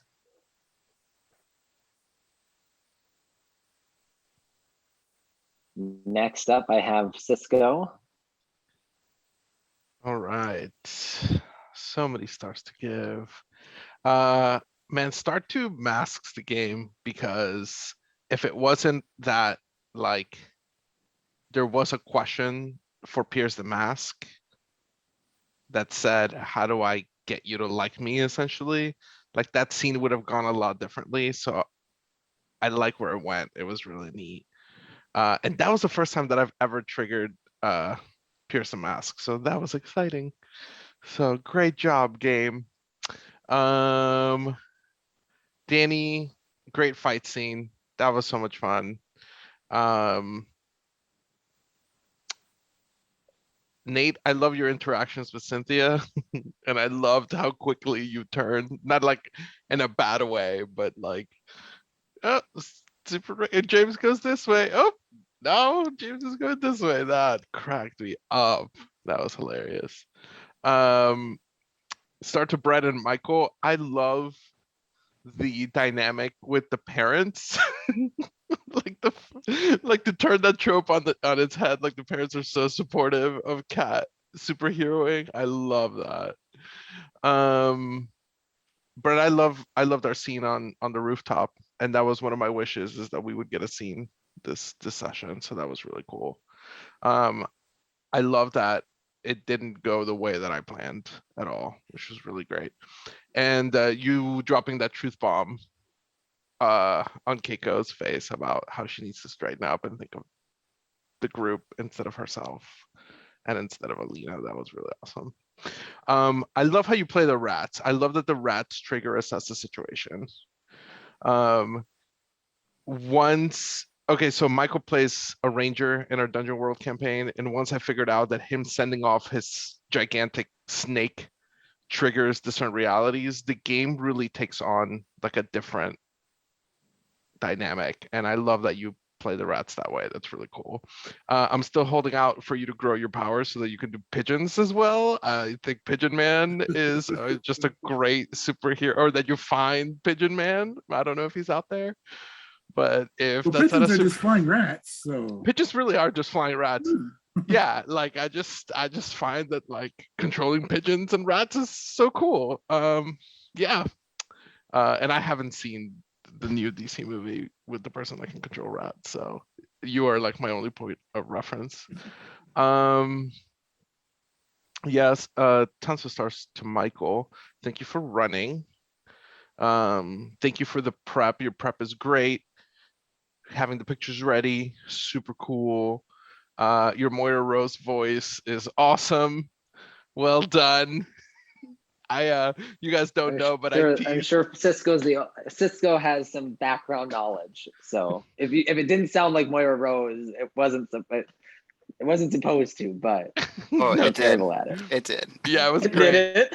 Yeah, not in a way that was even like it wasn't distracting. like over the top. Yeah, it wasn't distracting, over the top. but I just really like the different character voices too, and the like very transatlantic reporter voice that has really become a little Moira Rose. It's just what killed me was like so and so had this soliloquy. That was so Moira Rose. It's awesome. Like Michael and I get to exchange like GM tips now, and like we were talking about, so I think I'm gonna add Moira Rose into my repertoire of like voices that I need to do badly so that nobody recognizes, so love how you were describing like the catwalk and the angle of it and making it look like a comic book. That was so good. You make a great fake therapist. I never thought that I'd give that compliment to anyone, but you do. And thank you for sharing how excited you are and like letting us peek behind the GM curtain. And like every time, like I didn't realize this was a thing that GMs had to deal with, and that you get to share that with us. It's not a thing that you should do or will do, right? But the first time that you find something out and you share with us, at least with me, I really enjoy that. So my wishes are that I want a scene with Super Rick. And I think the way I want to frame that is that Keiko maybe is feeling like a little threatened by Cynthia. Like Super Rick, or like James Say that would one say, more time. I want a scene with Super Rick. And I think that the way I want to frame that, of course, we want to play to find out, but just the way that I'm thinking about it now is that like maybe she feels threatened by Cynthia because James used to want to hang out with Keiko all the time, and now someone else is taking his attention away. So maybe not like in a And bad. someone noticed. Yeah. Someone noticed that attention moving. Yeah. Maybe some feelings are developing then. Yeah, and I know we only have one session, so but yeah, I would love to just a scene to see some sparks fly there. Yeah, did you have something you want to add? No, I just said besides the fact that I support that idea 100%.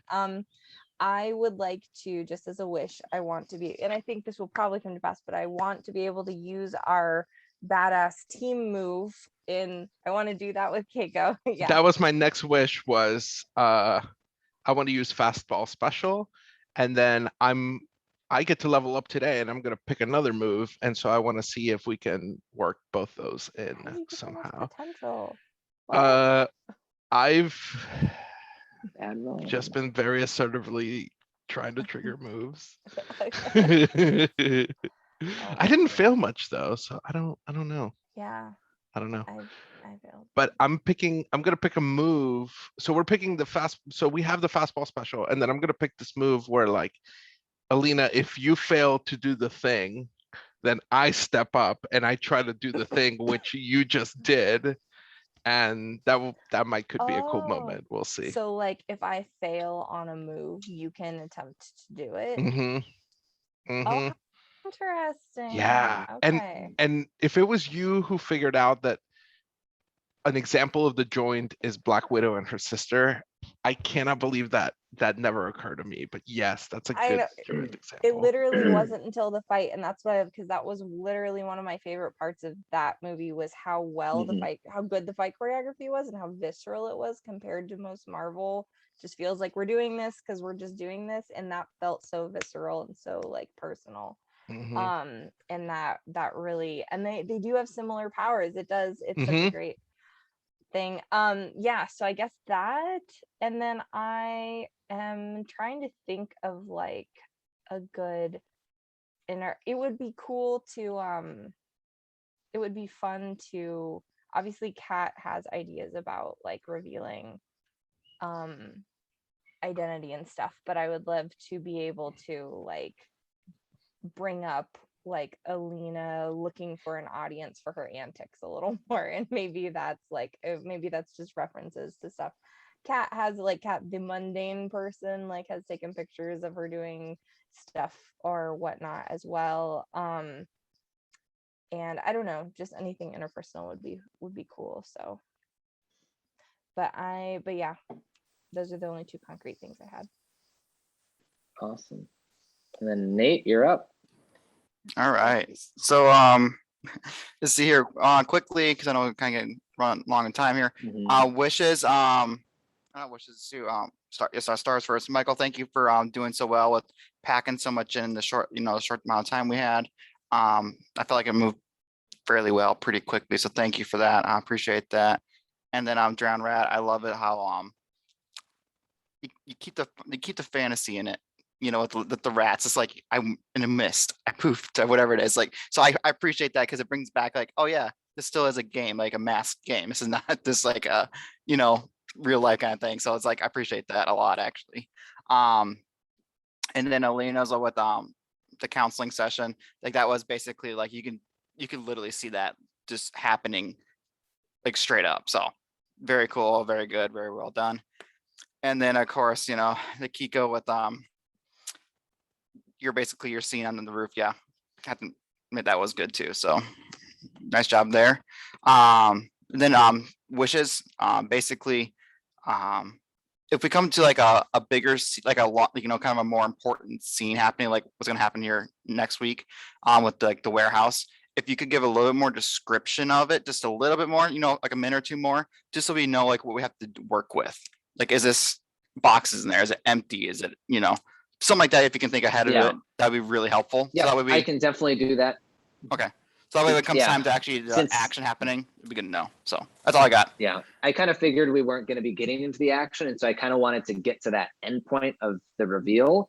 And then I think, I'll take a whole like page section of this comic book to be like, this is where we see our heroes and whatnot, to give you that info. If you even could find a picture ahead of time, like that's something that's close to it to help us too, just visually, that'd be. I don't know if you guys, I don't know if they do that in Mask or not, but if you could do that, that would actually help a lot too. Just kind of speed things up too for you. So something that will help with the fight scene, Nate, in Masks, if we are set up that like we're like in an old warehouse, right? And as long as it makes sense, you can actually add those details. Okay. Yeah. So you can say like, hey, would it be reasonable that there's like barrels here? And then Michael would be like, Gotcha, okay. yeah. And so then you do a thing with a barrel. So I'm used to D&D just being told everything exactly happens. So okay, that makes sense. yeah. Because one of the cool beacon moves too, and I remember wanting a lot of environmental description as the beacon as well because of your improvised weapon move. You can just grab a thing and use it as a weapon at least once. And so that's what I meant to bring it up, like, does Super Rick want to grab the mask? Because like you could use something at least once and just write it down. But I've used that move for like any kind of improvised weapon. But I often ended up having to be like, okay, is there anything like marbles around me, DM? You know, and the GM had to decide if he was gonna let me do that. Good to know. Thank you. Awesome. Well, thank you guys for playing. Stay tuned for next week. We play another round of masks and we can go ahead and end recording there.